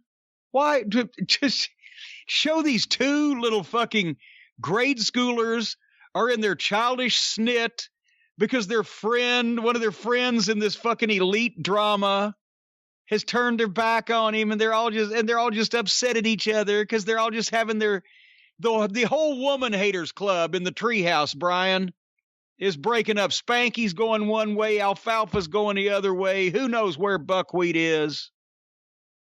Well, I'm not justifying the bad storyline and the bad storytelling, but again, it's furthering the Young Bucks. At least it appears this is 2 shows in a row. We'll see if this continues, being heels. But it's phony. What do you mean? It's phony. They are heels in real life. It's not. But no, the manner in which, they're obnoxious little smarmy pricks in real life. But in the way that it's being presented, they're not switching heel. They're just being stupid and doing stupid shit apparently to popular people instead of unpopular people now. Nobody believed this super kick. And besides that, later on in the program, they come out and the announcers have to say, well, Tony Khan has fined them $5,000 each. Okay, think about this. Sammy Guevara said something stupid on a podcast when he was 21, 4 years before he worked for AEW. He was sent home for a month, docked I don't know how much pay, and forced to fucking undergo extensive training not to say stupid shit on podcasts, whatever they call that training. These guys who are executive vice presidents of the company, that has also been publicly said, physically attack an announcer on live TV. And they're fined $5,000, and they'll be back next week, folks. Nothing more to see here. It doesn't make sense in their own universe that they've created for themselves. There's no consistency. There's no logic. Nothing makes sense. And this was phony. So now the announcers are going along with the fucking cosplay wrestlers that are trying to act like bad guys instead of good guys. That's why this was not good. Not because they're trying to be heels, but because of how they're trying to be heels. And the fucking pussified, simpering bunch of twits that think that somehow, because they're all crying over their lost friendships, that this is high drama and that would ever happen in real life. I've come to the conclusion that a lot of the AEW fans do cry about friends they lose on Twitter, because they're probably the only semblance of friends they actually do have. I myself have got to the point in life where I found that friends are highly overrated, and as my old friend Bobby Heenan used to say, a friend in need is a pest. So I'm not going to cry or whine, babyface or heel about any of these people. It's fucking ridiculous. That's why I thought, I don't care if they're trying to be heels, then do something legitimately heelish and somehow transform yourself into somebody that should be taken as physically intimidating. Otherwise, they're 2 grade school kids fucking playing in a treehouse with their fucking friends. Continuing on. And by the way, I think super kicking Alex Marvez would make you a babyface to anyone who watches this show on a regular basis. Well, yeah, that would, endear you to a lot of the viewers, but is he going to be back next week without facial reconstruction? Yeah, he'll be back. And the other thing is, and I've talked about my problems with their commentary team, Shavani's fine in his role, and he's actually good holding a mic, doing an interview like in the ring or something. Jim Ross, he's been hit or miss in AEW, and it's been a lot of misses lately, but using Excalibur as the great explainer for all the stupid shit that happens. It's so ridiculous. The other commentators sound like they don't believe what he's saying. They're Well, going they're going to the dark place we've seen before. Like because every time that Excalibur opens his mouth, Jim Ross, and to a lesser extent Tony Schiavone, because Tony Schiavone has not been wrapped up in professional wrestling for his entire adult life as closely or as continuously as JR has. But JR hears what I hear and what anybody else that's been in the wrestling business this long hears, is a smart mark talking in his basement, doing fucking commentary over VHS tapes. Because that's how Excalibur learned how to announce, and that's still what he sounds like. The Tokyo Joshi Pro Princess Champion. He is the worst. I know there are smart fans out there that like him, and he did Pro Wrestling Guerrilla, so they really like him. And he knows the names of all the moves, but he sucks. He sucks. He just completely sucks. He did Pro Wrestling Guerrilla, but he wasn't even the one that trained the gorilla. All right, next up, it was an interview-heavy show, and that didn't do him any favors either because most of these people can't fucking talk. But Tony Schiavone, this was an interminable segment. Tony Schiavone in the ring with Kip Sabian and Penelope Ford. And the premise of this improv skit was that Kip Sabian is going to announce who his best man is for his wedding because he and Penelope Ford are going to get married. And he's going to announce his best man. And once again, why would anybody give a fuck? I had questions. Besides who's his best man, I had questions. Why does Kip Sabian wear women's pants? That was a question I had. Did you notice that? He's wearing like the women's I did not notice his pants. Women's yoga tights or something. What?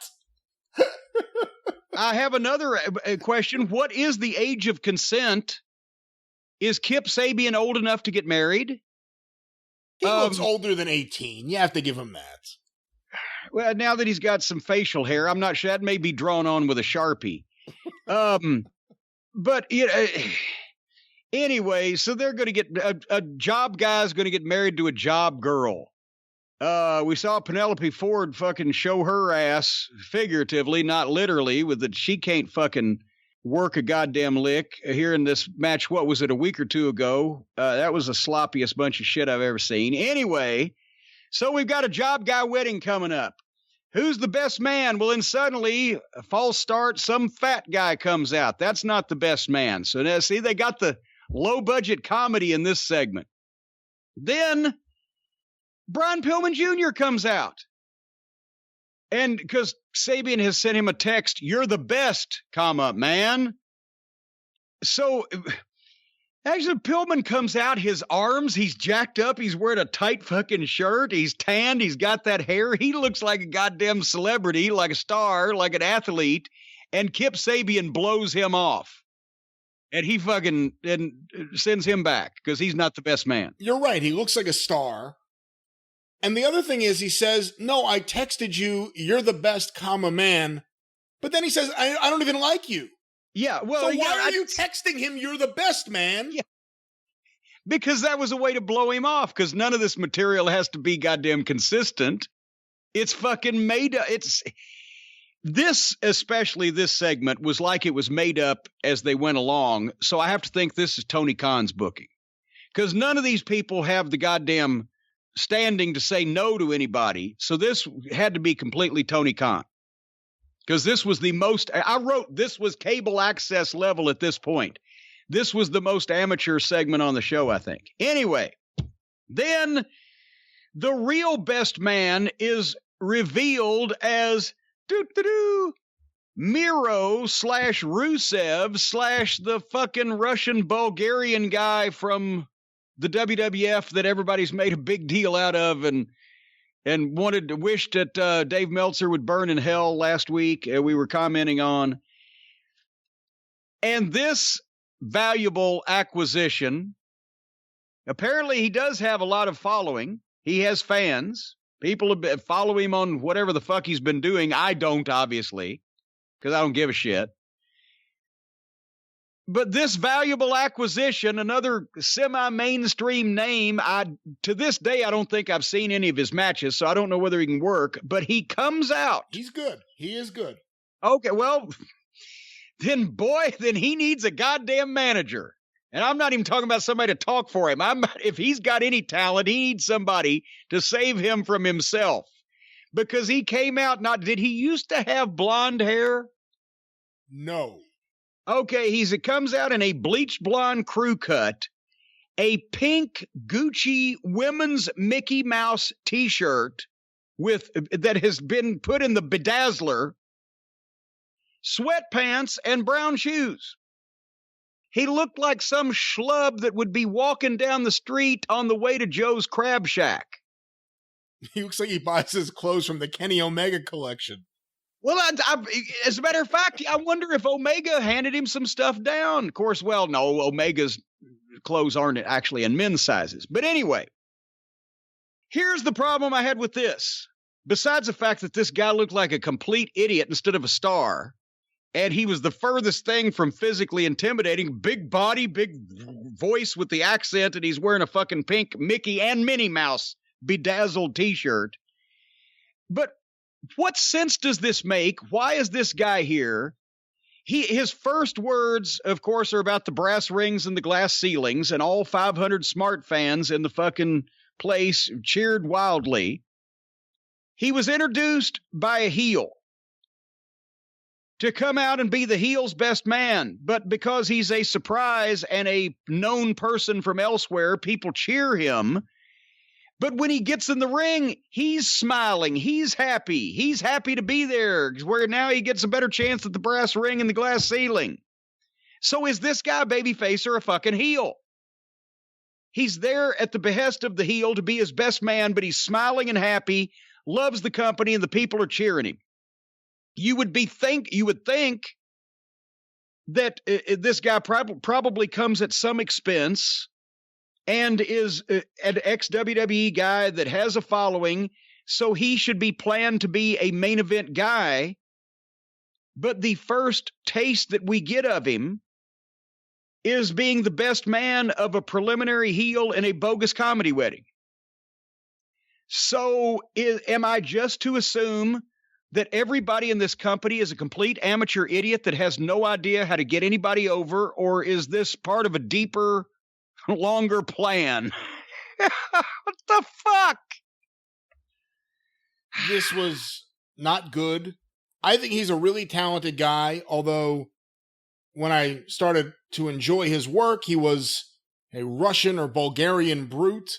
He wasn't dressed like that. He didn't have the blonde hair. No, he's a real brute, all right. He wasn't doing these promos, plugging his Twitch page, and that he plays video games. Oh yeah. Well, I forgot about that after. Well, and I know that Simpleton, what's his name? Sabian. Sabian. Thank you. Yes. I knew he was plugging the Twitch thing. To be quite honest with you, I know that Twitch is something that they do on their phones with a video. But I knew he was plugging his Twitch thing because they just had the controversy whether the WWE was going to ban it or not. However, to have this goddamn giant fucking jacked up bodybuilding Bulgarian brute come in as, and I love to play video games too. What the fuck? The fuck? God damn it. God damn it. I don't know what would. Imagine Ivan Koloff coming out and saying, Dusty Rhodes, I'm going to get you in the Russian chain match, and then I'm going to go play video games. Twitch. I'm going to get a Twitch from these programs. And they bring this guy in who has main event capabilities, despite the way he looked and everything else here in this initial appearance. He's a main event caliber wrestler. And he has a name, even though no one knows him as Miro, except if you're on Twitch, coming off WWE TV. They have him out there. Penelope's at least been pushed somewhat in the women's division. Kip Sabian has been used as a complete jobber. And now they're aligning, I was about to say Rusev, Miro with him, which doesn't make sense. And the last thing he did in the WWE was the bullshit where his actual wife was marrying Bobby Lashley. So he's going from one bullshit, awful wrestling He now wedding. say, what now? Wait a minute. Rusev's wife the Lana thing. But that's not his actual wife. Yes, it is. His In real life, it is, yes. Oh, good Lord. But nobody believed that she was really marrying Lashley. They bonded over being fake Russians in the WWE, and they got married. So he's going from one bad wrestling wedding angle to another one in another company. So, well, I didn't even realize that, but now that's even worse. Now you're just rehashing bad angles a guy's done in the past in a bigger, better company. And it went on forever before we got to that point, and it was Raw quality. It passed or failed, depending on how you want to see it, the Raw test. This was a Monday Night Raw segment. Well, we'll come back next week, and hopefully it'll be more well done. Anyway, Tony Schiavone did a sit-down. Now we get to hear all these guys talk. And remember, we've said we complain because we never get to hear guys talk and cut promos, get themselves over. Now I know why we haven't been hearing anybody talk. Tony Schiavone sat down with Adam Page. Both of them were wearing blue shirts in front of a blue wall with blue carpet, and I think there was even blue tint to the lighting because one of the chairs was turning blue. And I was turning blue by the time this was over with. Adam Page blames himself for everything while he drinks himself into a stupor. He's full of poison head to toe. That was a quote from him. I'm full of poison head to toe. It's all his fault because he believed FTR and he spoiled the thing with the Bucks and he don't know about his partnership and blah, blah, blah. But finally he says he and Olivier will get through this as a fucking team.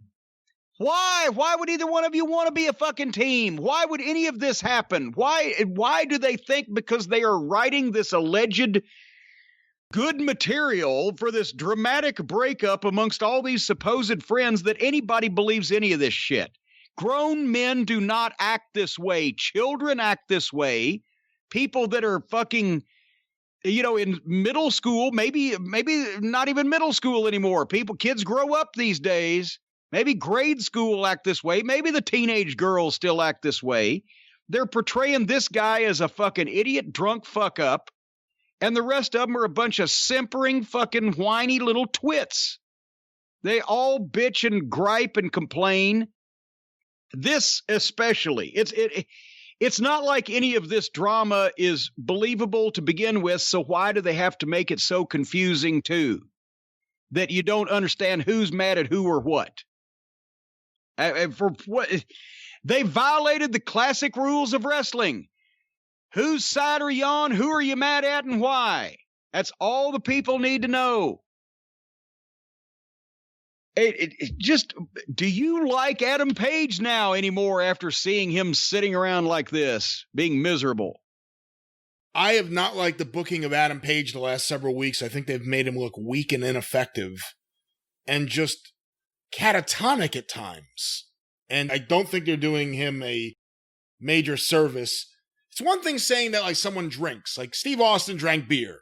Yeah. The Sandman, he was a little bit more of a drunk, but he drinks beer, he has a good time, he canes people.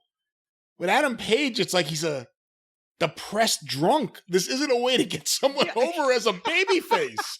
It's like Nicolas Cage and whatever, Leaving Las Vegas or whatever that movie is. It's not the way to get somebody over as a babyface or a heel or anything other than a depressed fucking drunk. But anyway, that was just a harbinger of more misery to come, because speaking of miserable drunks, that's the only way I have to phrase it. Chris Jericho and Sammy, don't call me Jake Hager. He's actually, now they've gotten him over where the people think he's about as tough as Sammy Hagar. Took on Jelly Janela and Sunny Kiss. Folks, we need a team name for Jelly and Sunny. I will leave it up to the cult of Cornette. I'll read the best submissions on the air. We need a team name for Jelly and Sunny. I hate to say this about my old friend Chris. Jelly Nutella and Chris Jericho are starting to look like a before and after poster for the effects of alcoholism on meth heads. I must admit, seeing them in there together, it was like, seeing Jericho and Mini Jericho. It was pretty funny. It's like, here's the guy that, he lives in the trailer park and he does some meth, but maybe he'll straighten up. And then 20 years later, well, my God, he's become an alcoholic too. And here's what he looks like. As Jim Ross said again, why, in that unguarded moment in the break, why did they book this fucking little prick as a babyface? Jelly. Who can possibly like anything he does or any human that looks like that? Anyway, here's another reason why I thought that perhaps Jericho was just taking the money. This is where if this was trying to be presented as a real wrestling promotion and Jericho meant well and was trying to do the best thing for the company instead of just taking the check of the fucking boss, he would have sat down and he would have said, look, Tony, I understand you like these guys you've signed, the Sunny Kisses, the Jelly Nutellas, the whatevers. Book them all you want, but no, me and Hager's a big fucking legitimate right now MMA fighter, and I am the biggest mainstream star you have. Don't book us with these people on television unless we're just going to fucking knock them out and pin them. We can't be competitive with guys like this and still stay, much less doing all this ha-ha. For the good of the company, he would have set Tony Khan down and smartened him up. But instead, he just does whatever the fuck. This was Mark booking at its utmost. Not only does he put top guys in with preliminary talent so nobody can get over. A lot of people are going to say, oh, how generous Jericho and Hager are to make Sonny and Jelly look good and put them over and, do their stuff and everything too. No, because Jelly and Sonny ain't never going to get over. They're never going to draw you any money. They're never going to be main event talent. What you do is you diminish your top talent by putting them in and having them go so long, so competitively with garbage talent. Then you waste the no DQ stipulation just because Tony and his fantasy booking federation mind put it down on paper that this would be the next program that they'll do. You waste no disqualification on a match like this just because Jelly and Sonny are mad at Jericho. Well, if they're mad, they better get glad and get over it because they should never get any fucking rebuttal, any response, any comeback whatsoever on Jake Hager and Chris Jericho. And wasting the disqualified no DQ stipulation in a match like this just wastes it to where it means less when you actually have top guys on both sides of the fucking thing. I will go over this fucking in the order that I wrote things down. It took me almost 45 minutes to watch this match because I couldn't write this fast. Sonny Kiss flew across the ring at one point, punched Jake Hager, and he flew off the apron and took a bump all the way to the rail from one punch of Sonny Kiss's. The MMA fighter in, what is he, in Bellator, I believe? Yeah.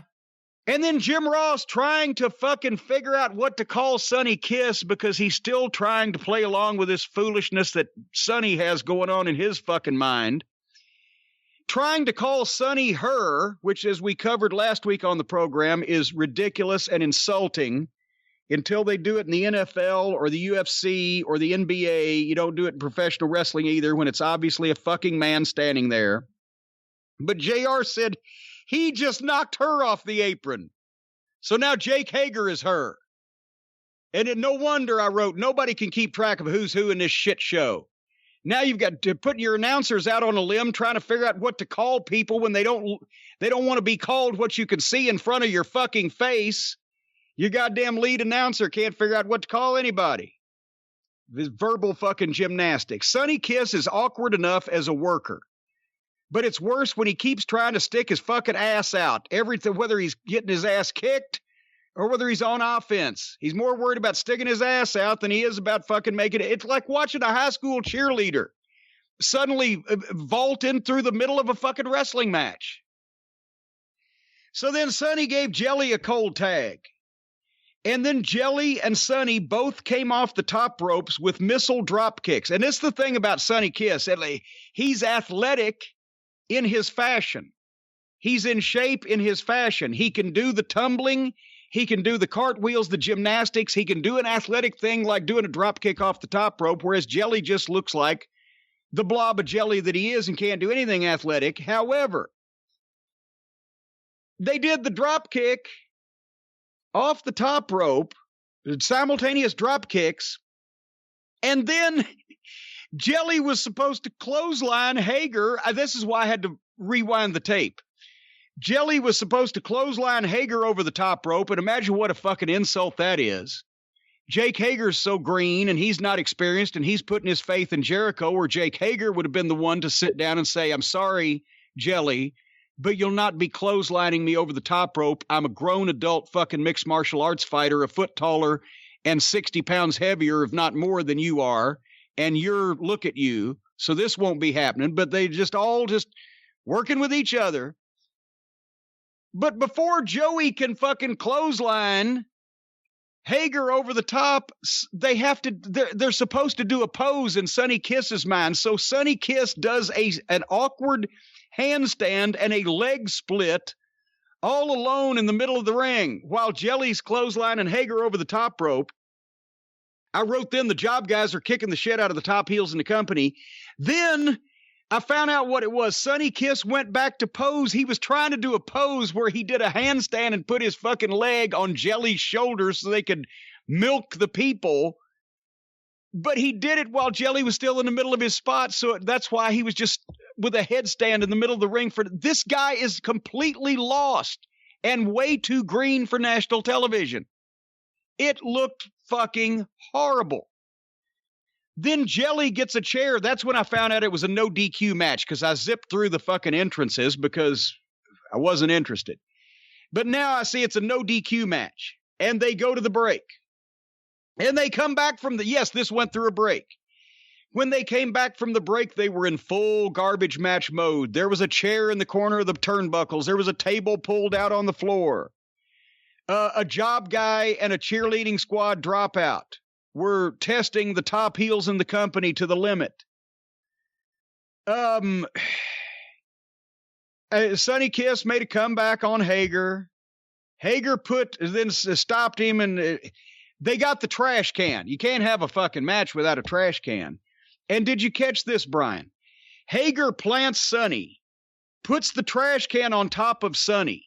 Sonny holds the round trash can so that it won't roll off of him like it would if he just let it go.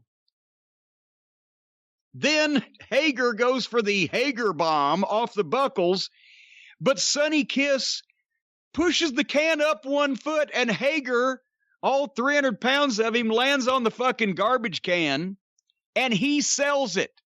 But what he doesn't realize, and apparently nobody else did either, was that he just fucking splashed the goddamn garbage can down on top of fucking Sonny, and Sonny didn't sell it a lick. Fucking idiots. Fucking morons. None of you would have made a goddamn class at OVW without getting kicked out in the fucking street. Then Jelly hit Jericho on the stage. Go back and watch this, folks. Jelly hit the most effeminate punches ever thrown in wrestling. Notice I'm not being homophobic because I didn't say Sonny Kiss's punches actually looked better than Jelly's. Jelly's looked more effeminate. And Jericho countered by apparently trying to arm whip Jelly into the fucking entry tube. But Jelly, did you see, just fell over and sat down on the fucking lights. Just wallered over. Then Hager threw Jelly off the stage through a table.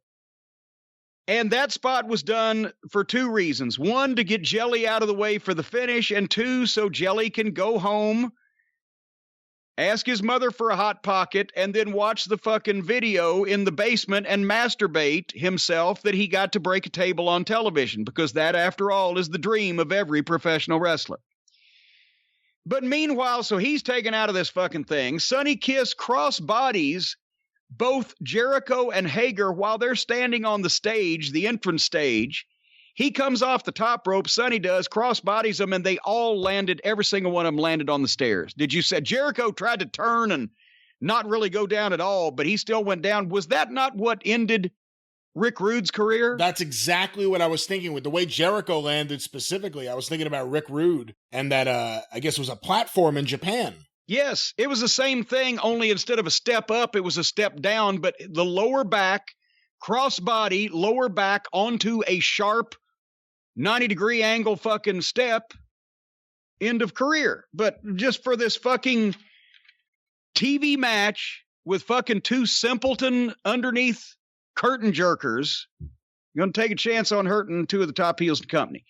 Anyway, then, I'm not making this up, folks. Go back and watch this. This was classic. Sonny Kiss does 3 fucking cartwheels in a row across the ring and then stops dead and then throws out a fucking weak fake kick to Jake Hager, who has to sell it. And then fucking did some more fucking another round off or something to fucking Jericho. And then I've heard people yell from their comeback, the babyface, but never a screech. He screeched. I wrote at this time, they are letting a guy who can't hit the ropes properly beat up Jericho and Hager by himself. Then to stop Sonny Kiss, the dangerous Sonny Kiss, the intimidating Sonny Kiss, the world's greatest wrestler, Sonny Kiss, Chris Jericho has to come out from under the ring with a fire extinguisher and spray him in the face with it so Hager can hit the finish on this fucking guy. When did they just do the fucking, we just talked about the fire extinguisher spot. What was that on? When did they do that? On the pay-per-view? When was that? What match was that? It was on the pay-per-view. Somebody just did it fucking 4 days ago. But once again, they had everything but goddamn baseball. I'm surprised Jericho didn't have his baseball bat, but they used everything but a shotgun to beat 2 fucking underneath job guy preliminary curtain jerkers that neither one of them can fucking work to begin with, and they're embarrassing to look at. And here is Chris, there are at best 1 million people watching AEW. That means since there's 6 billion people in the world, there are 5,999,000,000 people not watching. Of those people, tens of millions at least know who Chris Jericho is. They have had a functioning knowledge of him over the past 25 years on national television and around the world. So if they did flip by and see Chris Jericho and decide to stop and pay attention for a minute, it looks like he's on a sketch comedy show. And they would see, that's what I'm talking about, visually embarrassing. If you want, you can get wrestlers that look good and can work as well, certainly, and obviously much better than Jelly Nutella and Sonny Kiss, but people flipping by might see Chris Jericho against one of them and go, well, I might maybe want to watch this. These guys look like athletes. I haven't seen this before. But when they flip by and see, it's visually embarrassing from the start. You see Sonny Kiss, you see Jelly Janela, you're not going to take it seriously. You're not going to stop and watch. That's for normal people that don't watch wrestling anymore because there's too many people that look like Jelly Nutella and Sonny Kiss in it. I disagree That's with visually you. embarrassing. I disagree with you. I agree with you about Jelly Nutella and the way people would react to it. But Sonny Kiss, people would stop and, like I saw with Suzanne, they'll stop and say, what is this? There's a curiosity factor with Sonny Kiss. But then the work is so horrible, it makes the whole business look crummy. I will agree with you. Yes, there's a curiosity, the 2 dogs fucking on the side of the road factor. But then you have to watch him work, and he can't. And he's green, and he's over his head, and it's embarrassing. I don't care how many fucking round-offs and cartwheels this fucking guy can do. His wrestling and striking looks like caca. So anyway, this is proof that Chris Jericho does not sit down with Tony Khan, that Jake Hager does not know how to take care of his own fucking image or career, and that this is just ridiculous. Anyway, then Jericho tried to put himself over, or both of them over, as a tag team after taking 20 minutes and cheating to beat two of the most embarrassing wrestlers in history. So that really did a lot of good for some of his high-priced talent. The tag team division is one that people talk about because of FTR. You may not like the Bucks, but people talk about the Bucks. The tag team division will be the latest thing that Chris Jericho latches onto. Just like he did to Orange Cassidy when he thought there was a big Orange Cassidy fan base. Then why wouldn't he want to go out there and get over? Why would you give this much time to this? Because he wants to fit in with the younger guys. That's why. You know, David Bowie was able to morph himself and grow old and do things that were contemporary. He wasn't desperately trying to fit in with the younger people. There's a difference. And I think Chris Jericho is someone who's desperate to fit in with the younger elite wrestlers that he joined up with. Moving on. The MJF promo.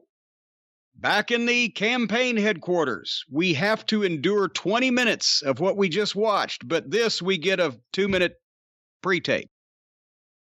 He fired all the campaign workers. Good riddance. He's mad at Wardlow. This was a great performance as usual from MJF, but at least in this they also somewhat established that MJF pays Wardlow and he has motivation for being a stooge, even though he doesn't like it. Of course, they're still, teasing us way too soon because everything, 3 weeks on television and you're instantly over. That's what they think. But at least we got some of the motivation with Wardlow. He's paying him. His family may be in fucking financial difficulty. Your family be out in the street, whatever the fuck. Wardlow's going to bear up under this. It was what it was, and it was one of the highlights of the night in this reprehensible program. And I know you don't like the campaign, so I'm sure you're glad to see the campaign workers go. I didn't like anything about the build-up and way they handled Moxley versus MJF, other than the promos they did during the contract signing, which were then negated by the lawyer getting involved. So I'm happy that MJF's getting rid of the campaign. I think a serious MJF would get fantastic heat amongst that crowd, the smart-ass AEW crowd. He's so good. He's so talented. There's no need for bad comedy with MJF. With that said... Because he does his own good comedy in his promos. Yeah. Good comedy is stuff that still gets heat with that audience because they know he's telling the truth when he says cosplay this and fucking knocks them all and he rips them to shreds. It's similar to you doing promos on TBS in the 80s. You were funny, but you weren't doing comedy, like goofy skits and goofy scenarios, typically. Most of the people were mad because, as the old saying goes, you can tell a fat wife joke and everybody fucking laughs at it except for the guy whose wife is fat. I was knocking people that the fans liked, so therefore they were not amused. Now, with that said, as talented as I think he is and how much I'm happy and how happy I am that getting rid of the campaign shit, this is now the second start to this teasing dissension with him and Wardlow. And I really don't like that. I think these two guys should be together for a lot longer. And if they are not going to break up for a long while, I hate the fact that they're teasing this now again. Yeah. But those are my only thoughts about this. Well, that's when you tease it too soon, you make the big guy look like a fucking putz when he doesn't switch or turn or say no, like on Planet of the Apes, when, in a reasonable amount of time. But at the same time, as we've mentioned in the past, it's not a bitter fucking divorce if you've only been dating for 2 weeks. So they haven't been together long enough anyway, but nobody has any patience. And at least if they break up, we'll get some more good promos. What about the idea that MJF's supporting Wardlow and his family? That if I stop paying you, your family will be out on the street. Well, if they can, obviously Wardlow is a big, giant professional wrestler that ought to be able to make a living, but if they can figure some kind of way to make it believable that he's under some type of burdensome indentured servitude contract that he was bilked into signing and can't get out of it to do something else unless, whatever. But I'm giving him way too much credit for coming up with this shit. Anyway, and then we moved on to talking, but it was better than the wrestling on this program. Moxley was in apparently a public park restroom entrance this time. I don't know. George Michael didn't peep around the corner, but it was concrete, just a concrete hallway. It looks to me like the experiences I've had in the past with a public park restroom. Don't ask me. So anyway, I think now they're just doing it to get you to say something because he's in a ridiculous location. Next week, I want him to be like laying flat of his back under a bed. I want to see him turn to the right. I want to see him laying on the lawn. Yeah.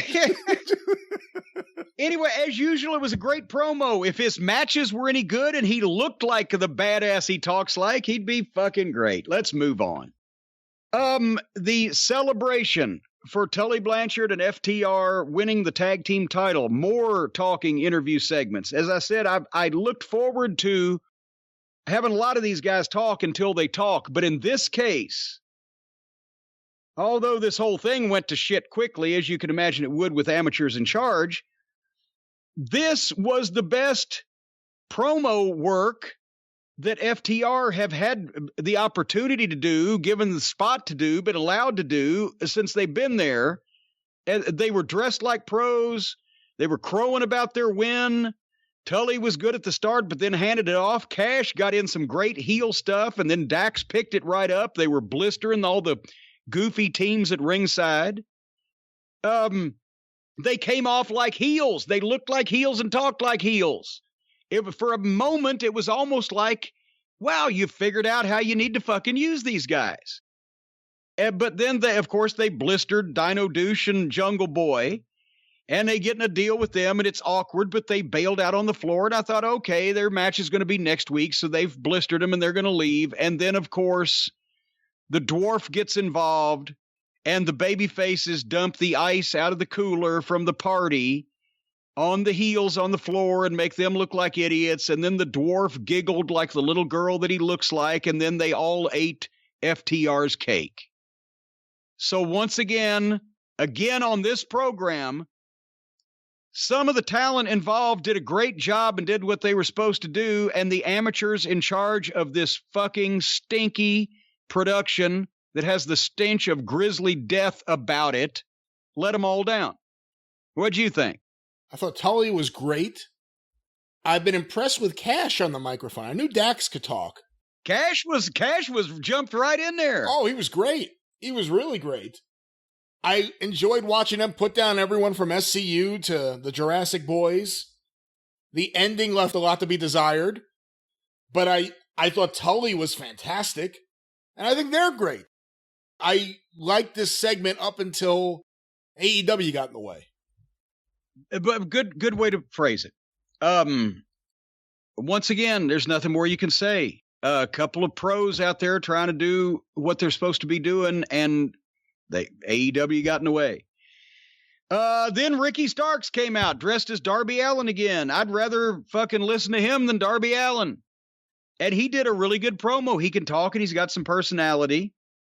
Darby's obviously hurt after being put in a body bag filled with thumbtacks and thrown blind over the top rope to the fucking stage.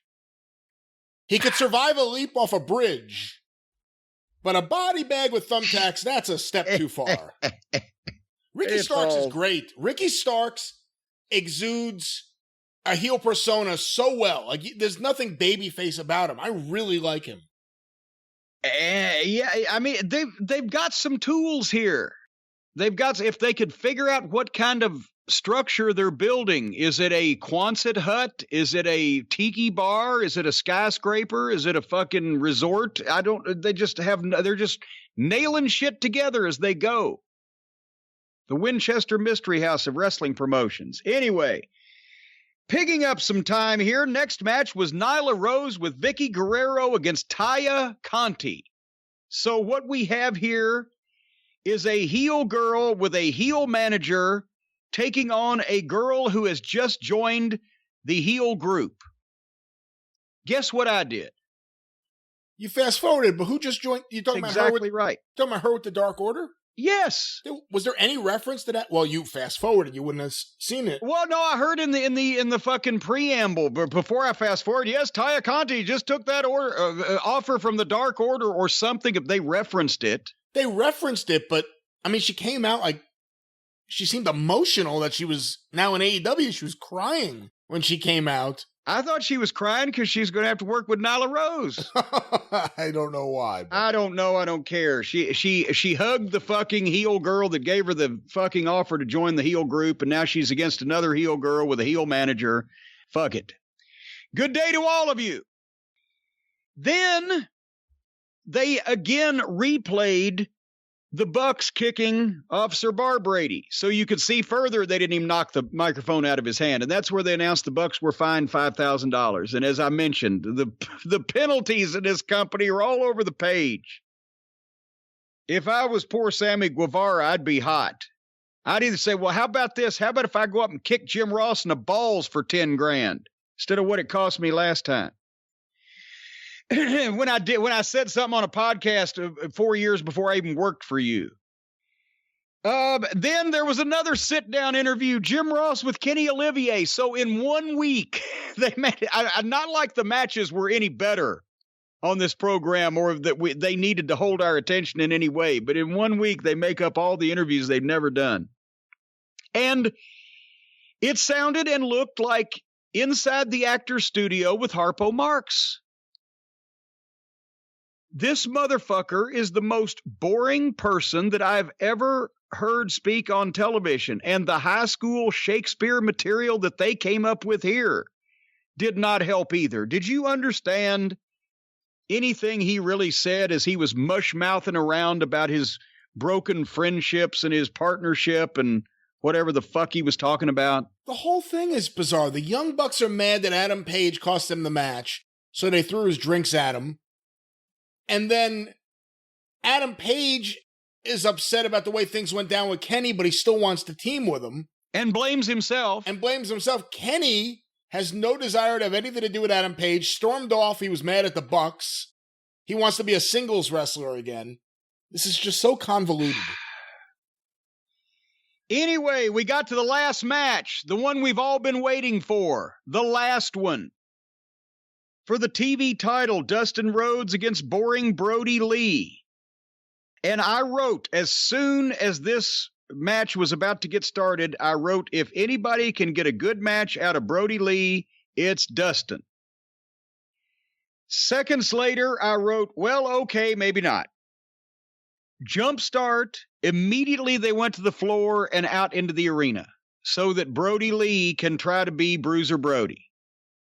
Somebody actually said, and here's the thing, I guess this guy's a fucking real idiot because he's not even enough. He didn't take the name Brody after Bruiser Brody because he's a big, tall fuck that uses a lot of big boots and has long hair and a beard.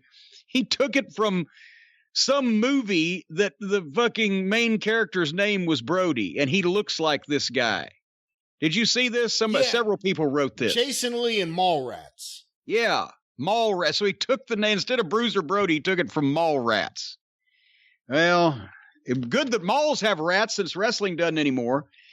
Anyway, they fight out on the floor immediately like every other outlaw match. Then they got in the ring and rang the bell and immediately went back out to the floor.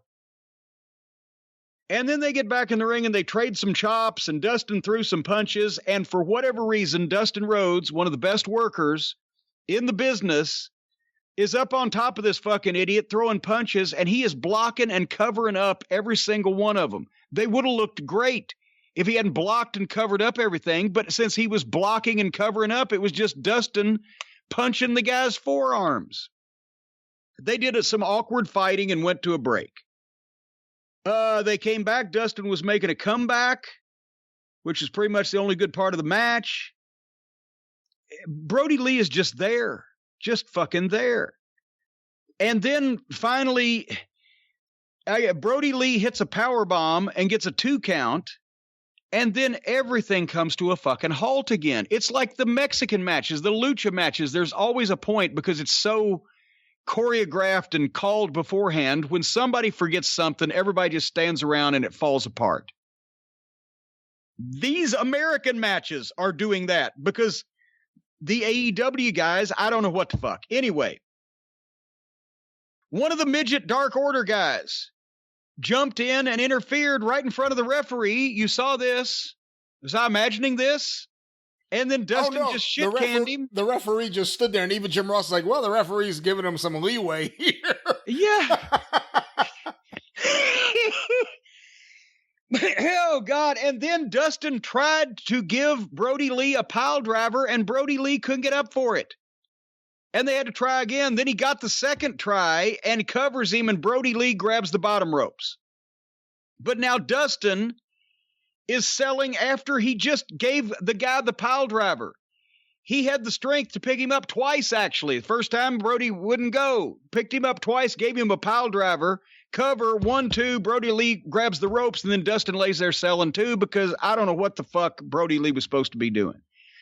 At one point, then going into the finish, he missed, Brody Lee did, 2/3 of the kicks that he tried to throw, one of them badly, and then hit a clothesline and beat Dustin 1, 2, 3. They're going to try to put this fucking guy over no matter what. And I guarantee you that they can try hot air balloons, moon rockets, helium up his ass.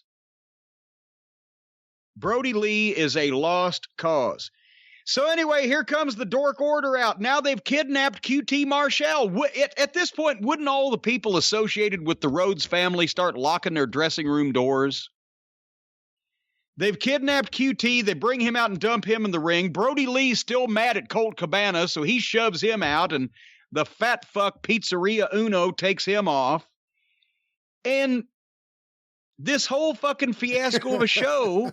What was his name? Flip de Burger? Flip de Burger.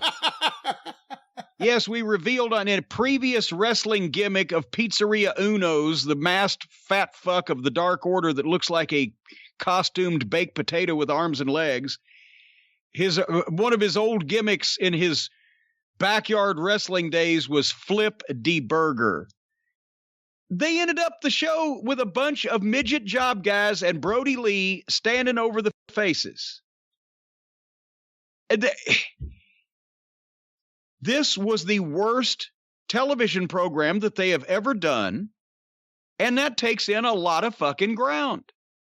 There have been some bad sucked. ones. There have been some bad ones. I don't know if this is the worst. But what was good? Let's go back again over these notes real quick before we get to NXT and try to get the taste out of our mouth.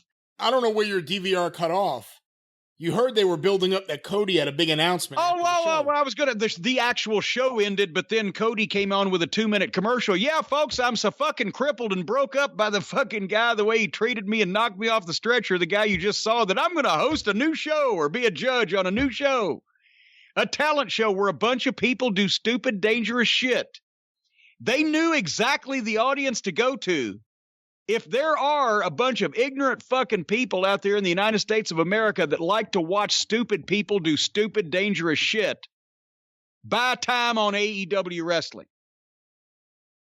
So, yes, so Cody, they have like a 2-minute fucking rundown of his new television program. So, in wrestling, the reason to hurt a babyface is so that the babyface can go away and stay out just long enough selling the injury that people want to see him come back and get revenge. And you give updates on the babyface, but you don't see the babyface until finally, shortly before the match is supposed to take place. Then the babyface comes back, maybe still selling the effects so the heel can get a little heat on that damaged body part going into the fucking eventual match. If the fucking babyface is gone for 2 weeks and then is fit as a fiddle and ready to play, as they used to say, on a goddamn television show as a host, well, he's not really doing too bad. So why does anybody want to see him come back and get even? Wow. You put me out of wrestling and into a fucking host chair on a game show so I can get paid without getting beat up. How dare you? It's fucking garbage. Anyway, what'd you think of the rest of this shit? The rest of his match? Anything about a closing state. Oh, that's what I know. That's where we were going, was tell me what was good on this program. What was really worth fucking watching. I'm just going over my fucking notes. Yeah, I'm looking at my... First match, Lucha Brothers and douchebags sucked. Sucked. Matt Hardy did a good promo. Yeah, that was Matt good. Hardy did a good promo. Pockets sucked. Angle sucked. Bar Brady sucked. Sabian and Ford sucked. Miro Rusev sucked. Adam Page sucked. Jericho and Hager against Nutella and Sonny really sucked. Really, the champions of wrestling fellatio. Sucked for 2 pages. Sucked for 3 pages. Full garbage match. Save those pages. MJF pre-tape promo, okay. Moxley in the public park restroom. FTR had a good moment and it was ruined by bad booking. Girls sucked. I'm sure they did. Boring Brody sucked. Olivier sucked. Show sucked. Sucked. God damn it. Hold on. There's too many. Are you having a problem there? Yes, there's so many fucking pages I couldn't tear them. That's God's way of saying don't rip them. No, stop. They're in half. Come on.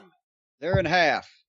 There's some value to society. The value to society would be to put that a tape of that program in a time capsule, shoot it out into space, and I guarantee you the Earth will never be invaded because nobody would want to associate with us from around the galactic universe if they saw that that's an example of the work of the human race. So it sounds like you give the show a thumbs down. Partial thumbs down. That was AEW, ladies and gentlemen. Yes, it was. Well, based on what you said at the top of the show, it sounds like it wasn't just NXT was a better show than AEW. It sounds like you actually thought NXT was a good program overall this week. If NXT would do a show like this every week, I would look forward to watching it. I really would.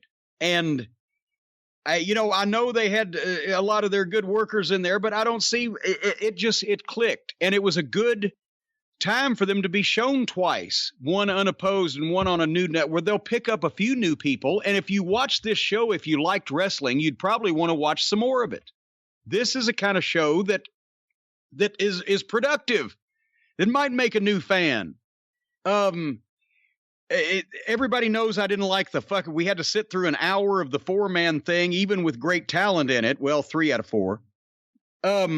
But to get no winner, to me, they should have had Balor and Cole. If they were going to have this fucking match, they should have had this become the championship match to begin with.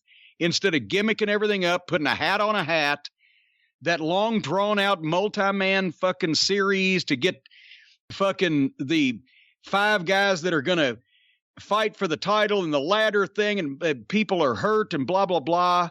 They could have just come down, if they were going to put it on Balor, to these 2 guys in a championship match, which is what they finally did after all the gaga. But it was a wrestling match. Imagine that. And I watched this second after AEW, so it was especially refreshing to see professionals. This is the environment for both of these guys to show their talent. One-on-one, no multi-man bullshit, no furniture. They just worked, and they went 30 minutes and left me wanting more at the end. I was sorry it was over with. From the start, and they built it. Because both these guys are so good. You cannot see daylight in any of Finn Balor's mat wrestling whatsoever. He not much in Adam Cole's, but Finn is a fucking technician. Do the people know what I just said? That you can't see daylight. That makes sense to everybody, right? They may not know. Well, when guys in the old days say you see too much daylight, your shit's too light or too loose. All the guys, when they're doing the mat wrestling, they're more concerned with what the next counter or reversal is going to be to actually put the fucking hold on. Finn Balor puts the hold on. Some guys, you'll see a chin lock, and as they're working into something else, suddenly you'll look and there's two inches of daylight between the guy's fucking arm and the other guy's fucking chin because they're not paying attention. both Finn, especially Finn Balor, but also Adam Cole, they put the hold on, and Finn Balor puts the torque on it and gets the fucking base and puts the fucking body language into it like they're wrestling.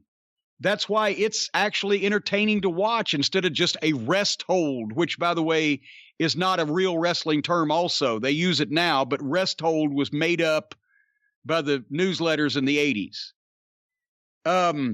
So they had a great wrestling first segment. They went to the break, and I wrote at that point, already you can't find anything wrong. It makes sense. It looks good. They're serious. There's not necessarily a clear heel and babyface situation here, but it was okay because it was natural coming out of the four-way draw for conflicted, title match last week. Finn Balor started subtly roughing Adam Cole up, and Adam Cole sold and then started making comebacks. So you put in the match, they were smart enough that even though neither guy is a clear babyface and heel because of the things they've been doing previously, they gave you a sympathetic underdog in the match, especially because Balor was going over, so that worked even better. These guys are smart. Balor's really fucking good. They did some great false finishes and really good selling. Balor took over again and kicked the shit out of Adam Cole, and then they went to the floor to pick up the pace there. It was more natural there, and that was a break spot. This is the kind of match that can make new fans. As I was sitting there thinking, if somebody is watching this and their friend or their wife or whoever walks in the fucking room, it's not going to be, you're watching that shit? Like it would be if they're looking at AEW anytime. Goofy looking talent, guys falling in fucking orange juice. But these guys, good looking athletes doing serious looking shit.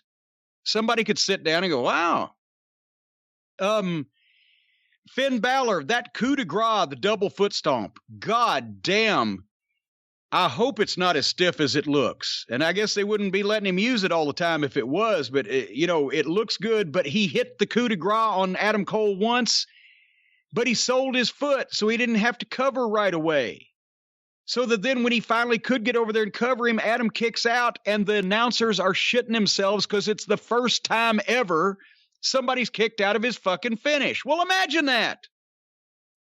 If this match had had fans, they would have torn the fucking house down and left the seats in flames. Then Adam Cole gets the figure four on the bad leg. That's brilliant. Then they work the spot where Balor kicks out of the last shot, Adam Cole's knee. But then everybody sells. Balor foils the Panama Sunrise. Hits the fucking inverted DDT finish that he does, but still sells his leg.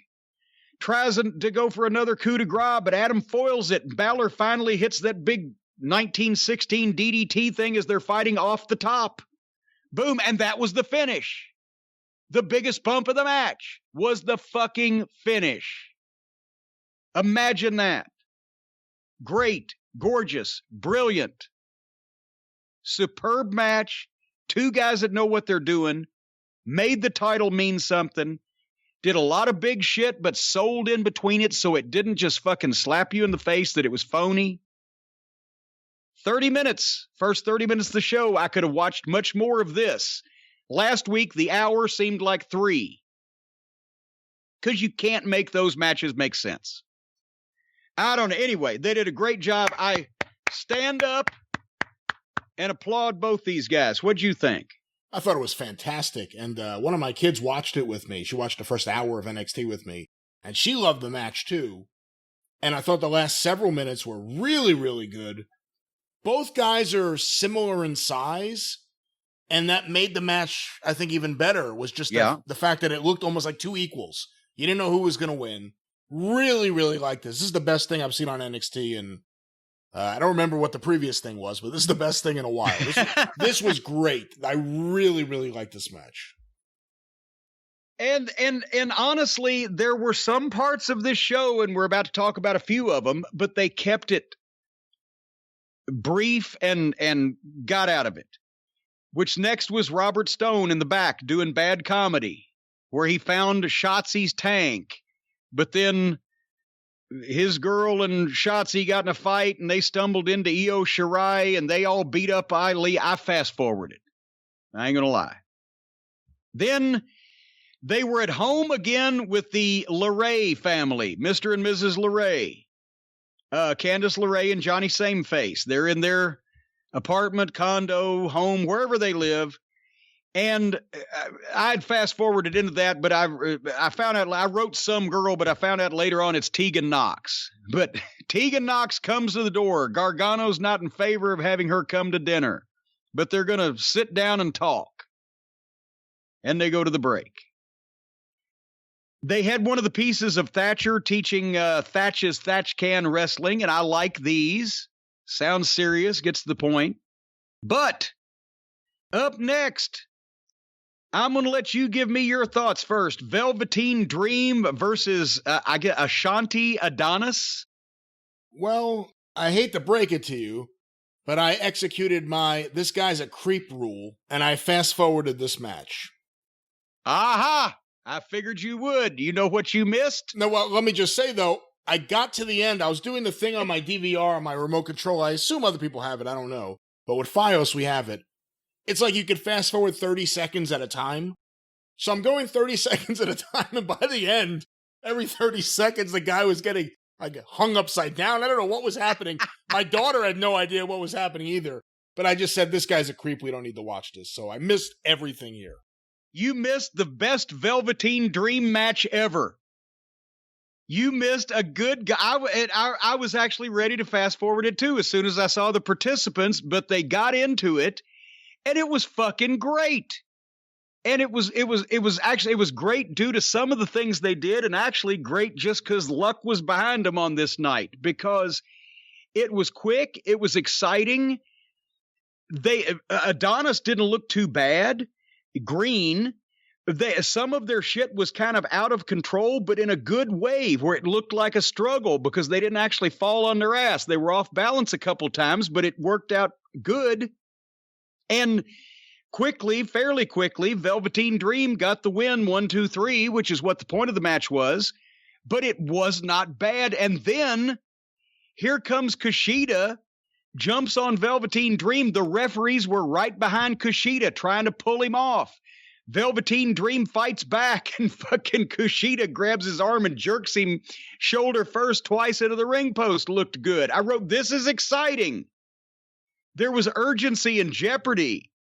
And Kushida fucking walked the dog on the old Velveteen Dream. It was a great deal all around for 5 or 6, 7 minutes, however long the whole thing lasted. Nothing slowed down, and it was exciting. So, shame on you. I see you're not broke up about it or anything. I'm not broken up about it. I did see some of Kushida kicking his ass in my 30-second intervals. Anyway, it was good. It was a good fucking segment. Good piece of business, as they say. Then we went back to Mr. and Mrs. Sameface's dinner party. They were not having fun, so Johnny went upstairs, and the girls bitched at each other in a phony way, doing scripted, obviously phony bullshit like it was a Lifetime girls movie, and it went forever and made no point, and then they just went to the break. Or to the next segment or whatever it was. But then the next match. I won't even let you ask for a comment on that, because what are you going to say? How'd those cameramen get in there and no one acknowledges them? They're invisible. Yeah. See, since all the outlaw mud show wrestling groups are shut down, the invisible men are out of work. So now they're cameramen for NXT. The next match was Bronson Reed versus Austin Theory.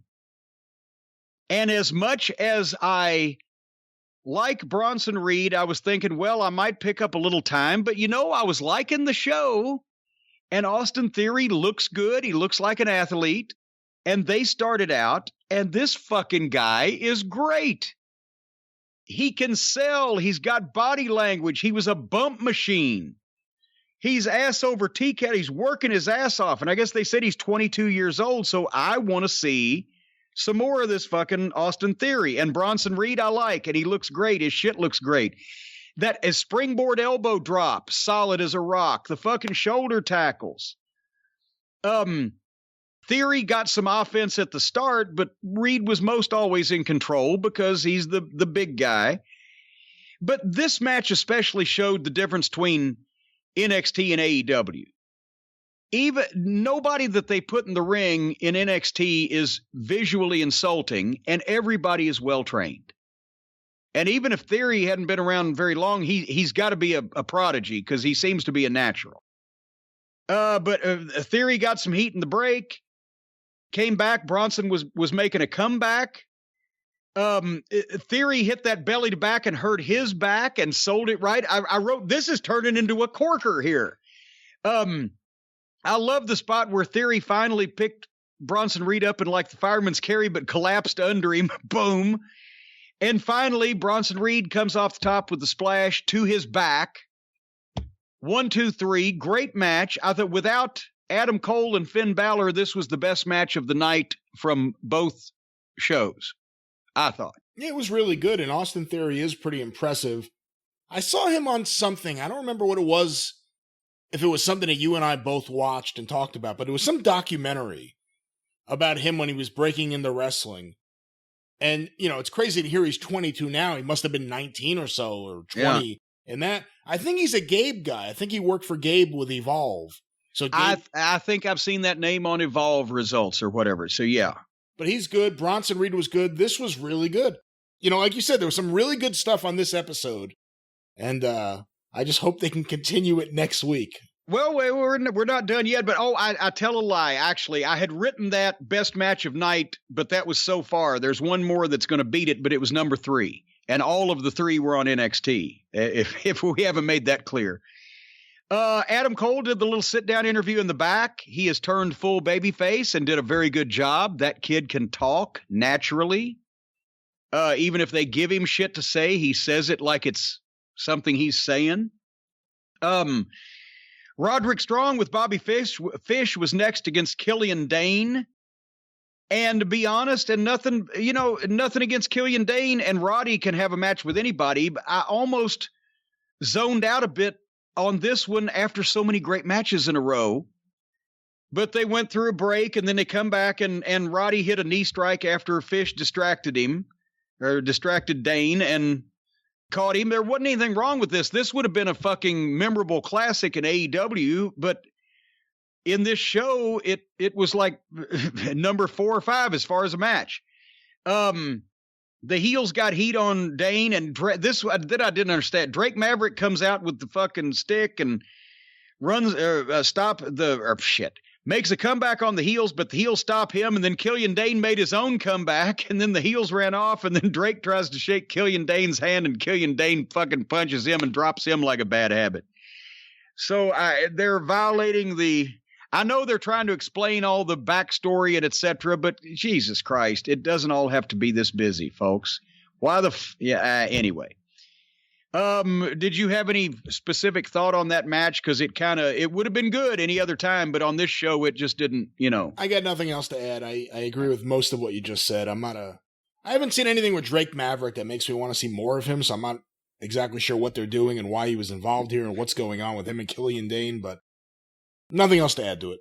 I like the young man as a person, but he's painfully small. They went back to dinner with Grandma LeRae. They were at dinner at Grandma's house. Well, she's gray-haired, so she's got to be, north of 60, 65. I could not, did you even watch any of this? Did you listen to this? Could you hear Tegan Knox, whatever the fuck she was saying? She's so soft-spoken. Yeah, was this the one with the food fight?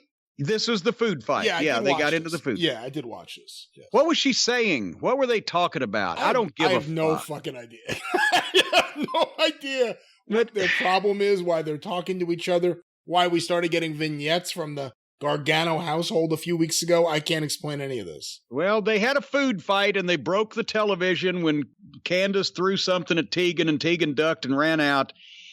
That's when I wrote, okay, I said NXT wasn't embarrassing like AEW. Some parts are, and I do apologize. I regret the error. But it was quick. And then Damian Priest in the back, a great promo about Timothy Thatcher next week. This guy is going to be a superstar. I can't imagine how you can fuck this guy up on purpose on the main roster. He's a grown man with a great look. He can fucking work. He's athletic, a deep man's voice, and a natural delivery. You don't understand how they can fuck him up on the main roster? I don't. Hold my Ico Pro, pal. All right. Hey.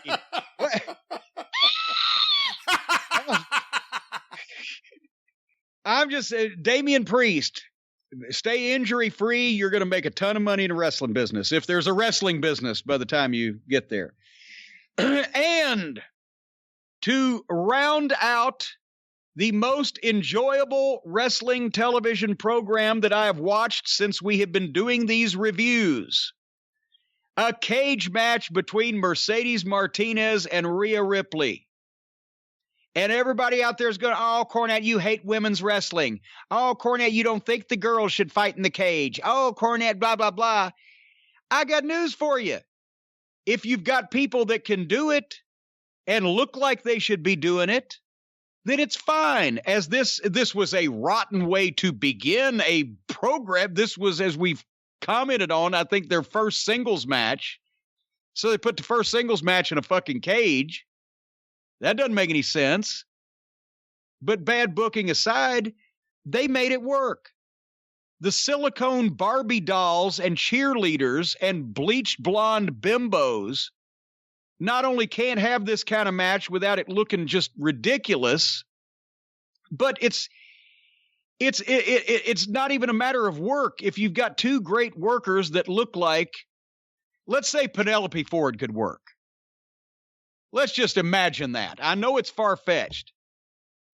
Put her in a cage, it still looks stupid because it's a 110-pound blonde girl in a cage. These girls look like badasses. Mercedes, the tattoo, she's got the experience, she carries herself. Rhea Ripley comes out and looks like Joan Jett on steroids. The spikes and the piercings and the fucking whole gimmick. She looks like $1 million. Not only is she now, to me, Rhea Ripley is the best female wrestler on the planet, but she is, without a doubt, the fucking hottest. Because she's different and it works for her. And she's got because it's all about the attitude. Hot women is all about attitude, not appearance. If Sable would have been gorgeous if she'd have had any personality whatsoever. Anyway, I thought it was going to start rough. Big with Mercedes tossing the chairs in the cage. I'm like, oh, and then Rhea comes out and jump starts her from behind, throws her in, and then puts the table in the cage. I'm like, oh, fuck. They're going to garbage this up. And they did somewhat. There was too much stuff in there, but they had a great fight. They laid shit in. They used the cage like it was fucking Flair and Steamboat. They had too much of the garbage laying around in the ring to be able to use the whole ring. And I thought they could have mixed in a little bit of running and some bigger offense without their movement being limited with all that stuff laying around. It's dangerous, but they did a great job. And then they went back and forth, and then Mercedes power slammed Rhea Ripley onto that chair, and they immediately went to the break. And I'm like, what the fuck? Now? It's not like now that was a blasé break spot, and it wasn't technically even now. I can't wait till they come back. It was now you're breaking up the momentum of this great match, right? But nevertheless, it's better than their normal break spots. They came back with Mercedes with that fucking German suplex, Rhea off the top rope, and where she held on with her legs and hung upside down. A little bit later on, Rhea drop kicked Mercedes, where Mercedes was sitting on the top turnbuckle, and Rhea ran up and drop kicked her. So that was an amazing leap. And when Mercedes' head goes back, it gets stuck in between the fucking sides of the cage. That's goddamn brilliant. Then Rhea superplexes Mercedes off the top rope. Unlike the male dipshit, who was it? It was Seth Rollins, come to think of it. I'm sorry I called you a dipshit, Seth, but it was stupid. Where he did the superplex and nobody sold it, and he pulled the guy right back up and fucking did a Falcon Arrow. Or the other week where a guy got superplexed and immediately it didn't hurt him so he could just hook the guy's legs. The girls have to show the guys how to do this properly. Rhea superplexes Mercedes off the top rope and both of them sell it, and she's too hurt to capitalize immediately, and by the time she does, Mercedes can kick out at 2. Do you keep banging your desk? Yes, I do. Sorry, I'm giving you edit points. But because I'm animated because this was a great match. I wrote the NXT girls matches are better than the AEW guys. Then Rhea gets that fucking standing cloverleaf. I love that hold. And Mercedes breaks it by reaching over and grabbing the kendo stick and smacking her in the fucking leg with it. So Rhea gets the gets the stick and hits Mercedes. Stone is climbing the cage, but she stops him, whacks him a couple times, and is trying to do something to him. But here comes Mercedes and the big neck breaker off the fucking top. And then both of them sell it again. And I wrote at that point, I can buy these women doing this. I'm not even talking about just the green women in AEW that you can't buy them doing anything. I'm talking about even a lot of the girls in the WWE or NXT. They're all so small. They're so pretty. They're so interchangeable. And yes, they may could have an athletic match, but they don't need to be having fucking grudge matches and cage matches. These two can pull it off because they look like they could do it. And then finally, Mercedes sets up the table. And of course, I was like, God damn it. They're doing it so, it's so overdone, but they're doing it so well, I'm conflicted. If the table wasn't constant everywhere, they did this perfect. Rhea finally hits her finish on fucking Mercedes through the table 1, 2, 3. Because that's the finish. When you go through the table, it ought to be over with. Excellent. Wow. Again, I wrote Rhea Ripley is the best women's wrestler in the business and the hottest. And I can't wait. If I heard Flair saying Charlotte's going to be gone a year. However long it may be, I want to see both of them on the main roster again. I want to see a rematch at WrestleMania, hopefully with people. But this was the best women's match I've seen since, I believe, Rhea Ripley and Charlotte at WrestleMania in front of no people. And the best TV wrestling show top to bottom with the occasional intermingling of the Robert Stones and the fucking Mr. and Mrs. LeRays of the world. But this was fucking great. And as a matter of fact, the commentary, I've liked Beth. I started to say Sid Barrett. I guess, he's still mourning the fact that he got kicked out of Pink Floyd. Wade Barrett, I guess that is, he's had several names. Stu Bennett, Wade Barrett. Anyway, and Vic Joseph, even though he's just a Republican looking son of a bitch, is Vic Joseph. The announcers at least looked and sounded like professionals on this show also. You look at the other show, and yes, JR's got the name and Tony's recognizable, but you've got a fucking goof with a mask. This looks like a professional announce team, and they take it seriously because they have something they can be serious about. They're not trying to figure out a way, how can I not get any of this goofy shit on me and ruin my credibility? I thought this whole show came together. It was a great job the whole NXT hee-haw gang down there, I applaud you. I can like a modern wrestling show. I came out of that main event saying that between the way Rhea Ripley works, between the way she looks, I would be spending a ton of money marketing her if I was the WWE. Oh. She is such a star. And she's fantastic in the ring. I mean, just her selling everything she does. And she can speak. She can talk. I know she was in front of the John Moxley Memorial Fence for her promo here on the show. Well, shit, I missed that, to be honest with you. I did not see it or I would have watched it. I must have been skipping through the commercials or something. She is the best women's wrestler in the entire wrestling business, and she's also the most marketable. If I was them, and you're always afraid these guys are going to go to the main roster, or these girls will go to the main roster, and then old Vince will fuck everything up because he has no understanding of what connects with the modern audience. But if it was my company, I'd be pouring every cent behind marketing her. She is a star.